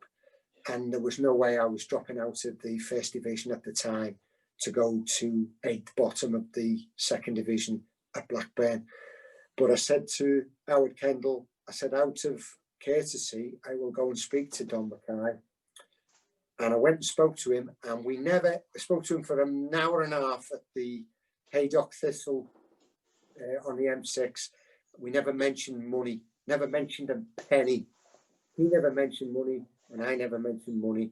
And he said to me at the end of that, I said, it's not right for me to do it this time. And he said to me at the end of that meeting, he said, well, perhaps if you're not getting a regular game at Everton in 6 weeks or whatever, at the end of September, we might come back in for you. I said, Don, please do, please do. Anyway, Don was sacked after about, I don't know, September-ish, October-ish, and they put Kenny in. And it just became a totally different ball game then, because Kenny Dalglish has been my hero since I was 11 years old. And it was a no-brainer. As I said, I'm not going to be disrespectful to Don Mackay, but I seen Kenny attracting different types of players to Blackburn. And Kenny didn't try and do it all at once either, because we were in the second division when Kenny became manager, eight from bottom. So he done it gradually. It was like a revolving door. Every Thursday you put CFAX on and to see who Blackburn had signed. As I said to you, honestly, they signed a new player, Gordon Cowans, Colin Hendry, myself. Alan Wright was the first, then Colin Hendry, then myself, then Gordon Cowans, Roy Wegerly. There was one coming every week. But the best thing he did, Kenny, because he's a clever fella and a wise fella, is he didn't discount anybody that he had in his squad, and he still gave everybody who was at Blackburn a chance, and that allowed Jason Wilcox, Mark Atkins, who I forgot to mention, who was a great centre midfield player, great in the title-winning side. Batty only came in for the last 8 games of that title-winning side. He was there for a lot longer than that. But Mark Atkins played the majority of that season in centre midfield with Tim Sherwood, and he had some engine on him. So he gave the opportunity to people like Mark Atkins, Jason Wilcox, Mimsy, who was there in goal. He didn't make wholesale changes and disrupt a team and disrupt the club. He had the vision to say, we're going to have to do this gradually. But in that, once we got up into the Premier League through the playoffs, Shearer was the one. Ripley, he signed Ripley, Shearer, somebody else as well, Henningberg, and a couple of others. But Shearer was the one that changed everything. But you just touched on it there, Kenny being your hero. I was just going to quickly just go back to the Leicester when obviously Everton come in for you. Was you a little bit disappointed that it wasn't the red of Liverpool? I got a phone call to say sit by the phone. The old chief scout was Ron Yates, who used to play for Liverpool. The only remembered centre half, and he rang me, Dad, and said sit by the phone. And I'm not saying I was close to signing, but I was sitting by the phone for about 24 hours. And they signed Rush back from Juventus. And Colin Harvey rang a day or two later, and I knew it wasn't going to happen at Liverpool. And I said, yes, that's the closest I'm going to get to going home, playing in the Merseyside derby. I didn't even have to think about it. But I don't know how close I was, but the chief scouts had told me, Dad, to tell him to sit by the phone. So, and you had to in them days because you didn't have a phone, No. So I was sat by the phone for 24 hours in Northampton. Going back to centre forwards. I touched on Steenie. And Steenie would play in a 4-4-2. As I said to you, you wouldn't have 4-4-2. You never have two up front. You always have a player. Or in my 4-4-2, if you haven't got the ball, you would always have one dropping back to be a nuisance in midfield or try and nick it off their midfield players. That sort of position that Steenie played. I played for Blackburn when Shearer came. I played a little bit deeper, if anything, to what I was playing when Speedy was playing with me. Dropping off, getting the ball, threading Shearer in. You would always have players,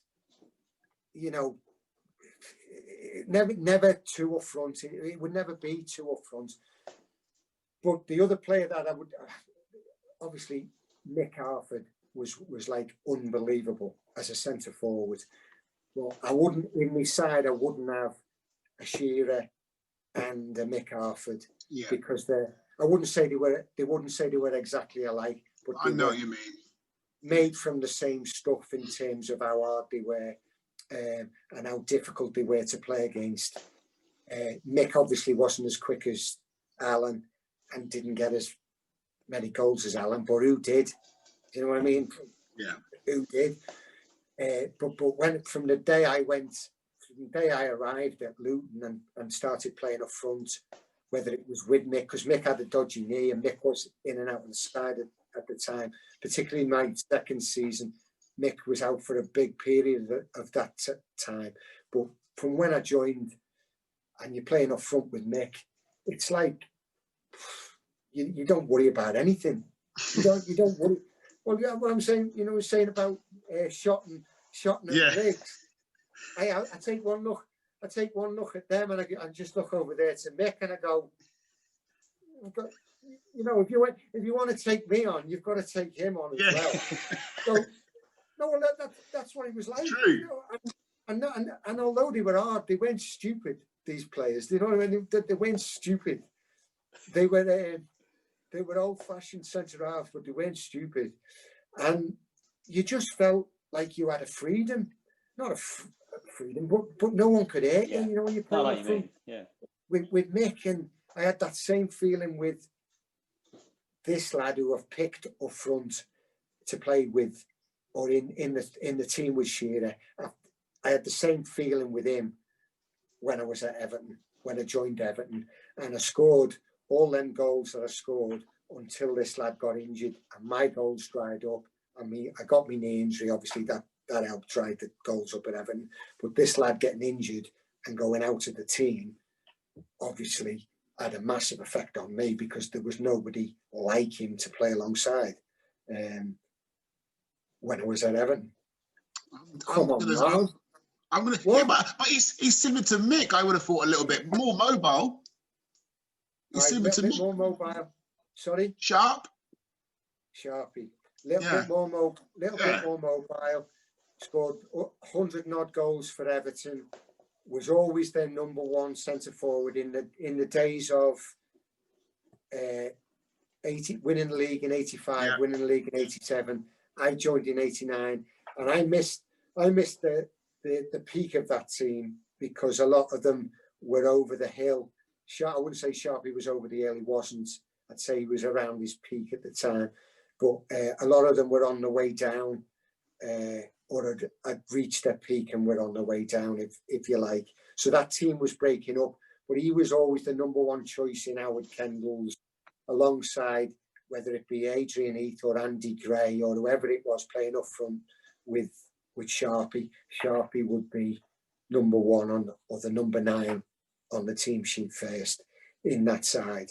And I understood that when I got to Everton. I understood why that was, because he had everything, as you said, mobile. He wasn't a giant, but he was good in the air. Yeah, he was.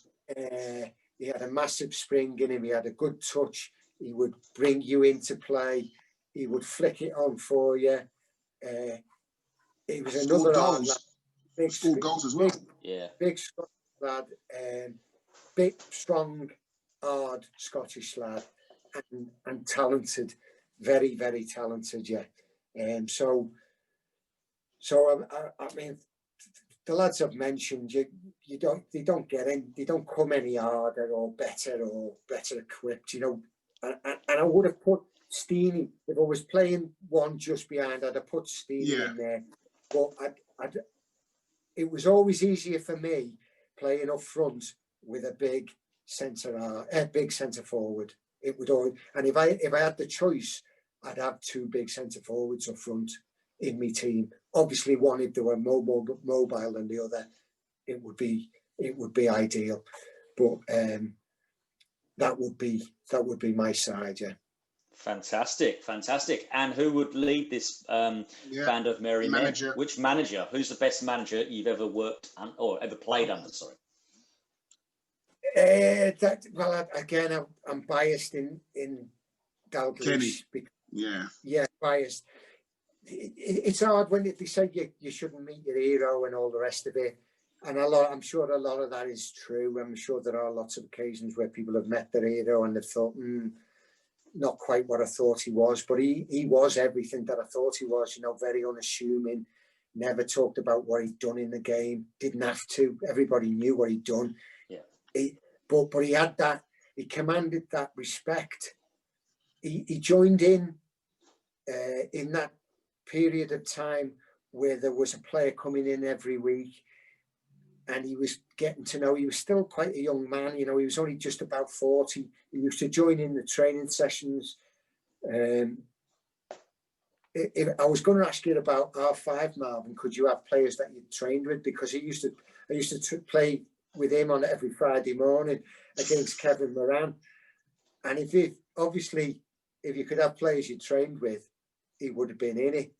Right. He'd have had to absolutely brilliant. Just light years ahead on the pitch. But as I was saying to you, he commanded the respect because of what he was as a player. But he also, he got his own respect because of how he dealt with players and the respect that he gives players. Because he never walked into that black room dressing room and said, I'm Kenny Dalglish, I've won this, I've won that, I've been manager of Liverpool. he looked at players, he weighed players up, and he gave them all a chance, every single one of them a chance. And he told them, do what you're good at, which is the best lesson that I've ever had as a manager. Do what you're good at. If you're good at that, make sure you do it. Just whether it be tackling, winning the ball back. If you're a good runner, make sure you're running, because that will hurt them. The running will hurt them. I remember Bobby Robson going back to Newcastle as manager and saying to Shearer had gone through that period in and out of the team, not in and out of the team, but a disagreement with Ruud Gullit and all the rest of it, left him out. Obviously a battle of egos. Bobby Robson went back, and I said to Shearer, what did he do? What did he say? He said, Alan, start running behind again. Because obviously Alan had reached a period in his career where he was coming to the ball and maybe he wasn't hurting people the way that he was hurting people when he did hurt them. And he said to Alan Shearer, he said, Alan, start running behind again. Yeah. And he said, Alan said, I started running behind again, and it was like I'd been born again. It's just like he'd just given me all my talent back. So Kenny used to say, do what you're good at, because everybody's got different qualities, and you pick that side because of the different qualities. You can't pick the best 10 players that you've ever played with. You've got to have a balance. You've got to have ball winners. You've got to have creativity. You've got to have steel. You've got to have leaders. You've got to have people who pick one another up. And everybody's got different qualities. So Kenny was basically saying, I'll give you a chance. I'll see what you've got and do what you're good at. I don't expect anything else of you. I don't want anything else of you. That's a bonus. If I can get you to do that as well, that is a bonus for us. But you're in the team because of what you can do. So don't not do it. Give us it. Yeah. And that was the best. Obviously, I played under great, good managers as well, like Howard Kendall, who built a team at Everton and had done everything and was an absolute gentleman. Pleaty. I was going to say, what about Pleaty? He signed you twice, didn't he? He signed you twice. No, he didn't sign me. No, he come to Leicester after I was there. He'd gone to really? Oh, okay. Pleaty signed me at Luton. Then he went to Tottenham at the end of my first season. That's when John Moore took over. And then Pleaty, when he left Tottenham, he come to Leicester, and I was at Leicester at the time. Already there. He wasn't the same manager, not for me, at Leicester, because what I was saying to you before about picking a team is the hardest bit. It is the hardest bit. Pleaty got his tracksuit on and did more coaching well, he didn't do any coaching at Luton when I was there. He just picked the team and made you feel good. And what I mean by making you feel good is obviously being picked in the side should make you feel good, but he knew the times where he had to get you to one side and tell you early that you were playing, because you maybe have doubts about what happened last week or whatever. So he was coaching more at Leicester then, was he? Oh, totally coaching at Leicester. He had Gordon Lee with totally coaching. He was on the training pitch more than that. Well, he was never on the training pitch at Luton, was he? Not in my time. And funny you should say that, because when he must have come back to Luton after Leicester, he wasn't on the training ground that much. It was John Moore doing it again at Luton. Yeah, well, when John Moore was doing it, when John Moore was manager, we never seen John, never come out the office. It was like a standing joke. Where's the manager? But John was clever enough to pick the same side every week. And when a change is forced upon you by injury or suspension, which it is, I'll give you that, it is more these days than it was then. When a change is forced upon you, you put your best player that you have got to play in that position that you are missing, so that you're not moving in from there to there. Square pegs, round holes. Yeah. Exactly. That's right, Andrew. I heard Howie on here a little bit. It was either yesterday, I put it on yesterday or this morning, I can't remember. And he said, we knew what everybody else was doing in that side. Well, in all the sides that I played in, the best sides that I played in, you knew exactly where people were. So it follows that it's a sixth sense, if you like. I've got the ball, I know where he is, and I know from a defending point of view that he's got me back covered here, so I can go and attack that ball. You will know that more than me, Marvin. Yeah. I can go and jump. But if you're playing with somebody or a different player every week and you're wary of whether he's going to go for it or whether I can go for that because I'm not sure whether he's got me covered, you're going to be up shit's creek. Excuse me, language. It's about knowing what the player is that's next to you, or alongside you, or behind you is doing. And if you've got the luxury of playing the same team every week, why would you change it? John Moore was brilliant at that. John Moore was absolutely brilliant at that. And we had Ray Harford on the training ground, who still to this day was the best coach I've ever worked with. He then took over from Kenny at Blackburn, and it wasn't. You are, for my money, you are either a manager or a coach, and I will stand by that till the day I die. Well, I had Steenie coaching when I was at Luton, Mick at first before Mick had gone to Forest, and Steenie coaching, and I will say that they are coaches, good coaches. If I give them the coaching role and then step in and take the coaching, I make them redundant. What is their job? What is their job? Where do they get any satisfaction? If they can't put the training session on and they can't get over their philosophy to the players or keep the players happy, which is all you do when you've got a settled side and a side that's got belief in one another, you keep them happy. Well, if you can't keep them happy and entertained, then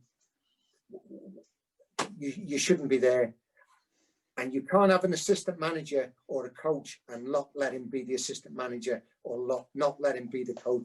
Marvin, you were youth team coach. John Moore, yeah, that was the hardest thing I had to do when I come in with administration. If you remember, we went through administration, and John Moore was at the end of his contract. Well, it was going to be very difficult for me to be the manager and have somebody work with me or under me who had been my manager 20 odd years ago. And although I respected him fully, my choice was to make you team coach. Yeah.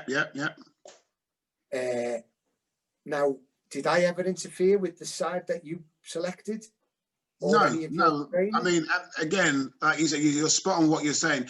It wasn't a case about, well, how did you get on this weekend? Did you win? Did you lose? It was, who's the next one? Who's the next one coming through you to say to me? Who's the next kid who's gonna? And that's how it should have been. That's how it should be. I mean, it was great for me because it was like it wasn't about winning FA Youth Cups and all that stuff. It's about who's the next one coming through.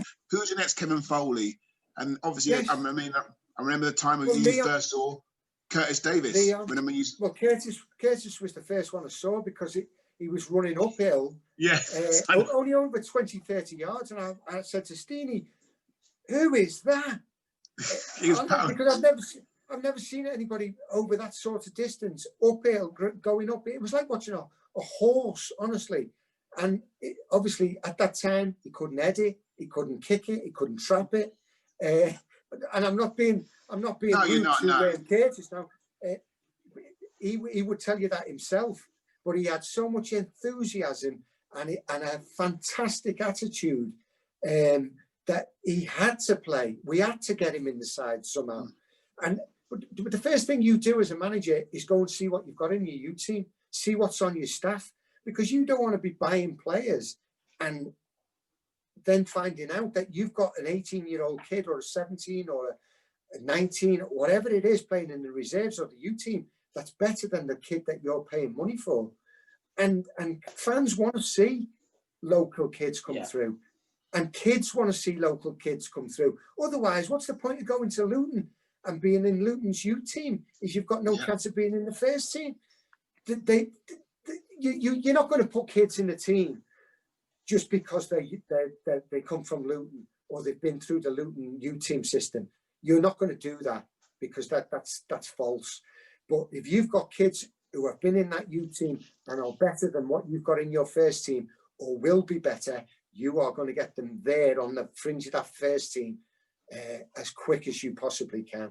But results are important, Marvin. But I'm never going to come to you and say, "Come on, Marvin, we need some more results. We need to win that youth team." What the fans don't give a toss if you win the youth team game and get relegated, or you win the youth cup and the first team gets relegated, or doesn't get into the Premier League, or doesn't win the whatever league it is you're in. No, I mean, I agree with what you're saying, but do you think it's changed a little bit now from you saying that the first thing as a manager you should do is just go and find out about your youth team?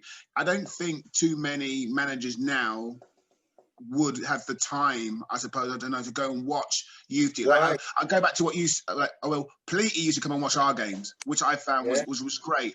And then I've spoken to obviously a couple of managers, like obviously Graham Alexander we mentioned. He said like he used to have, they call it like practice games against the first team. That's where he saw them, because obviously he didn't have the time to go and watch them. But I mean, from when you was manager, I mean, again, I don't think this would happen too much. I can remember you being the Luton first team manager.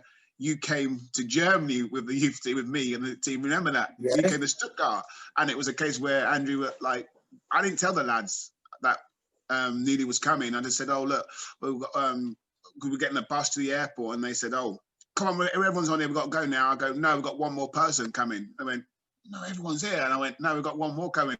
And next thing, the door opens and Neely gets on, and everyone's like, "What is he coming to?" I said, "Yeah, he's coming to Germany to watch you lot play." And that, I mean, I don't think that would happen. That wouldn't happen now. No way.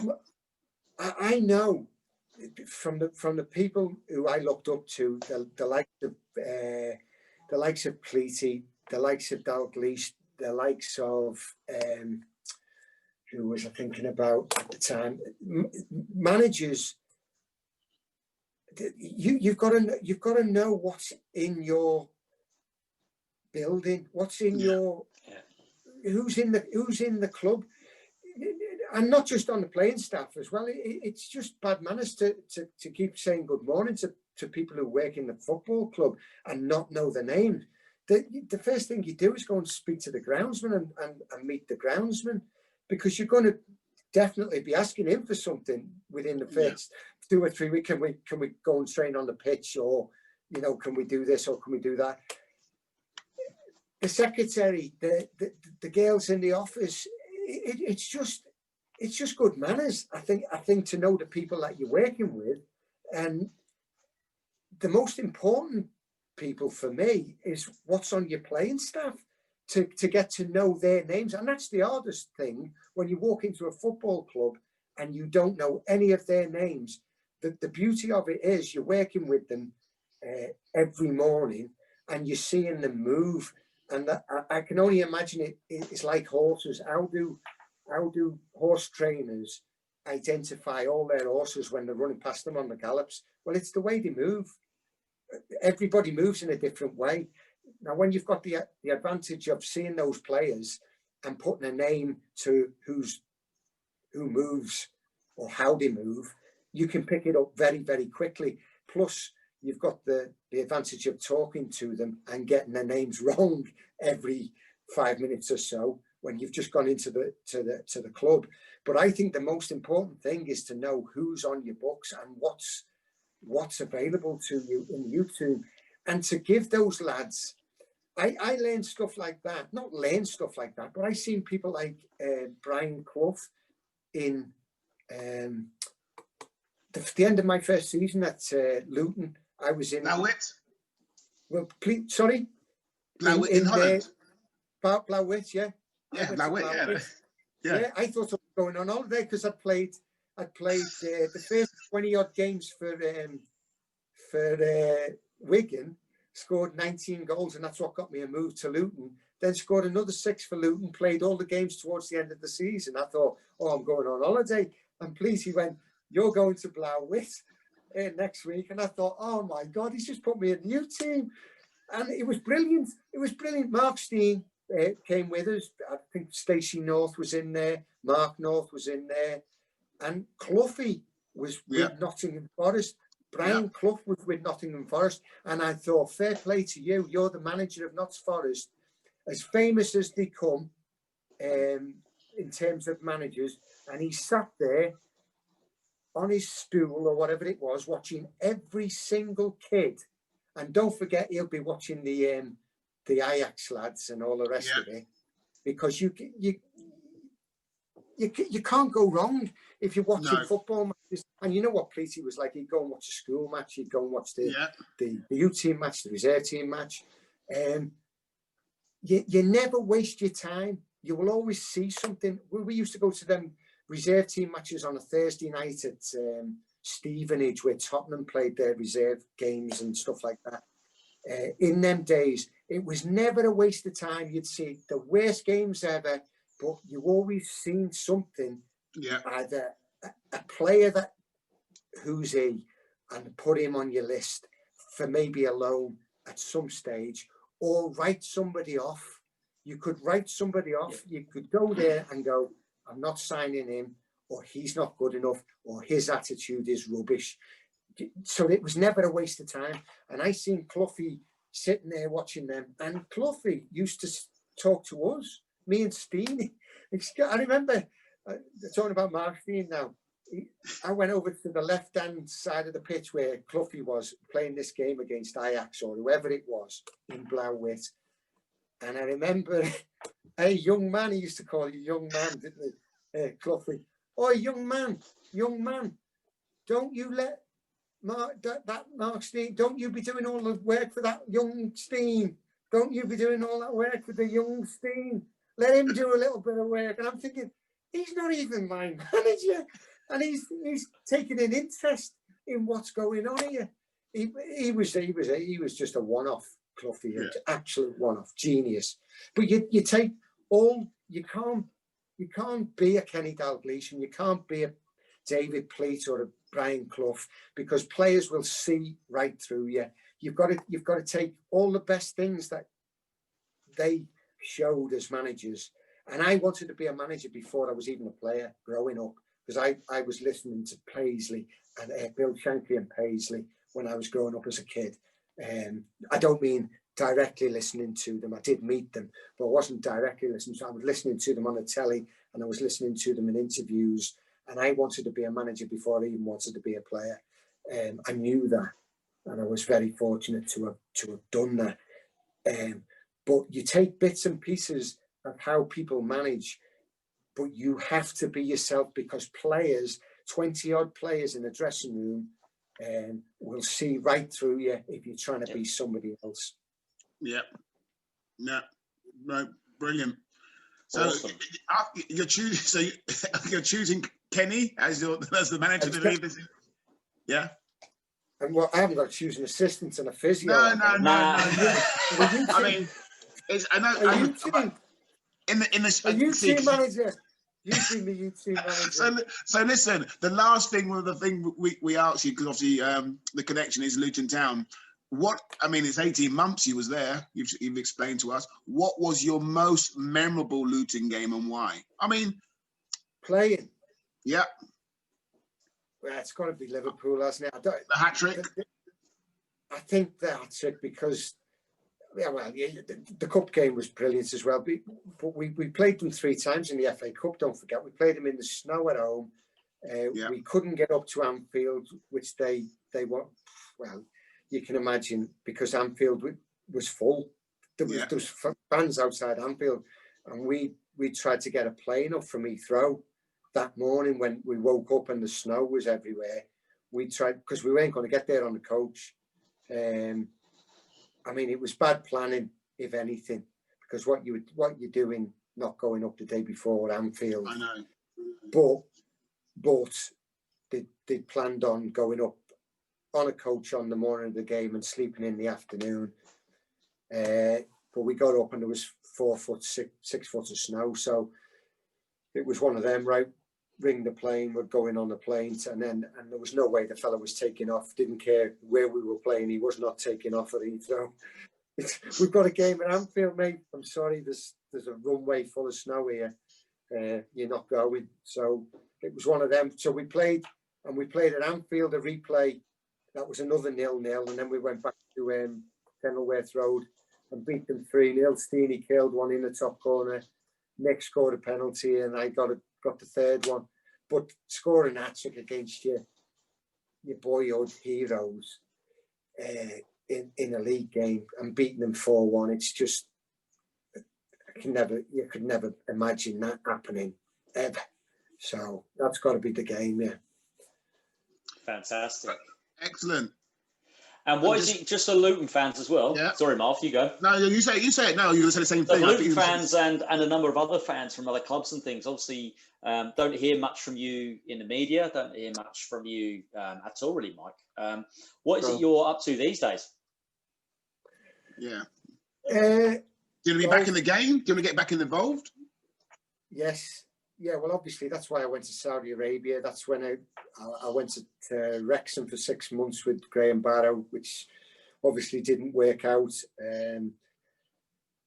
But any opportunity that I get to get back in, I will. Obviously, it's working against me, what I said about corruption. Unfortunately, that's the way the world is, the football world is. But I do believe that everything goes round full circle and there will be opportunities. And not for 1 minute do I regret what I said. I stand by everything that I said. I could have possibly moved on from Luton, but I thought at the time committing myself for another 4 years was the right thing to do, because I was in a job that I liked. I was in a job that I liked, and I was in a job that I was enjoying. Now that's not being ambitious, because I was ambitious, but I wouldn't say ambitious is the wrong word. I've always wanted to be successful as a player and as a manager. Success. I want to win, and I don't like getting beat. I would never knock anybody out the way, which is a lot of what goes on. And I think that's ambition. I'm a bit wary of people who are ambitious, because they'll knock people out the way, particularly in the football world.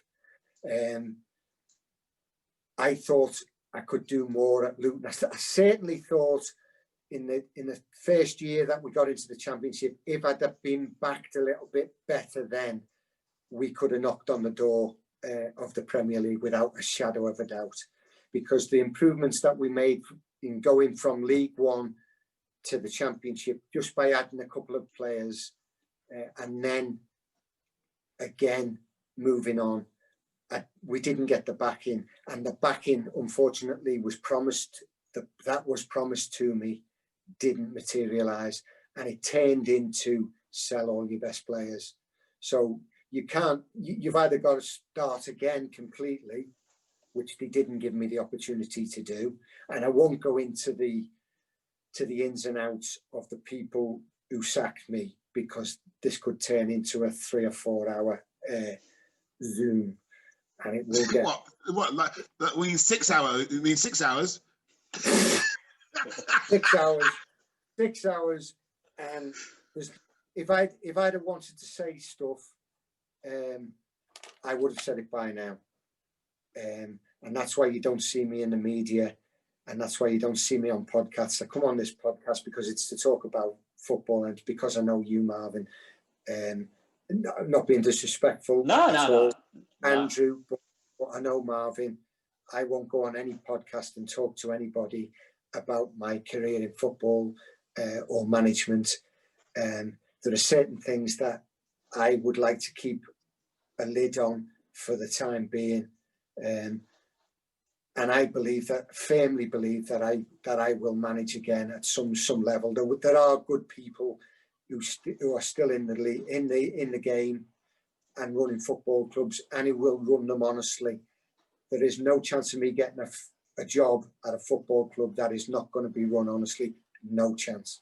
So it's that's why it will take time.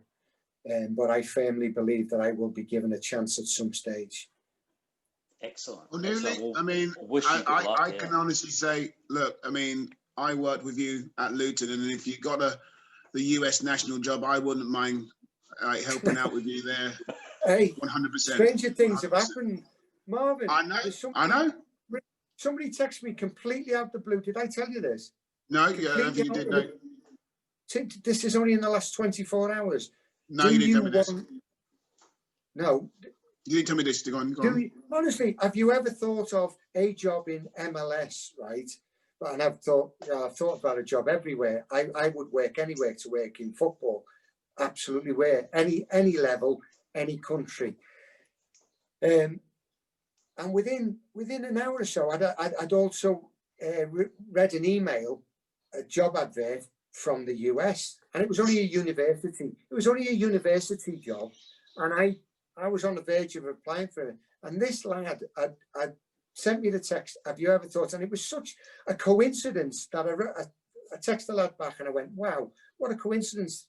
I've just read an advert for a job in the US. Oh, you're better than that. Leave it with me. If you've got my permission, I swear this lad's not an agent. This is just a lad I played cricket with in a Liverpool cricket club going back 40 years now. 40 years. Really? Honestly, God, leave it with me. Leave it with me, he said. Leave it with me. And I've gone, well, go on. What have I got to lose? Nothing. Exactly. Nothing to lose. There are people who I've worked with, and there are people the likes of Steenie, who I had a fantastic relationship with. And it's a crying shame that he's not involved in football at the moment. And particularly at Luton, which he gives so much of his career to.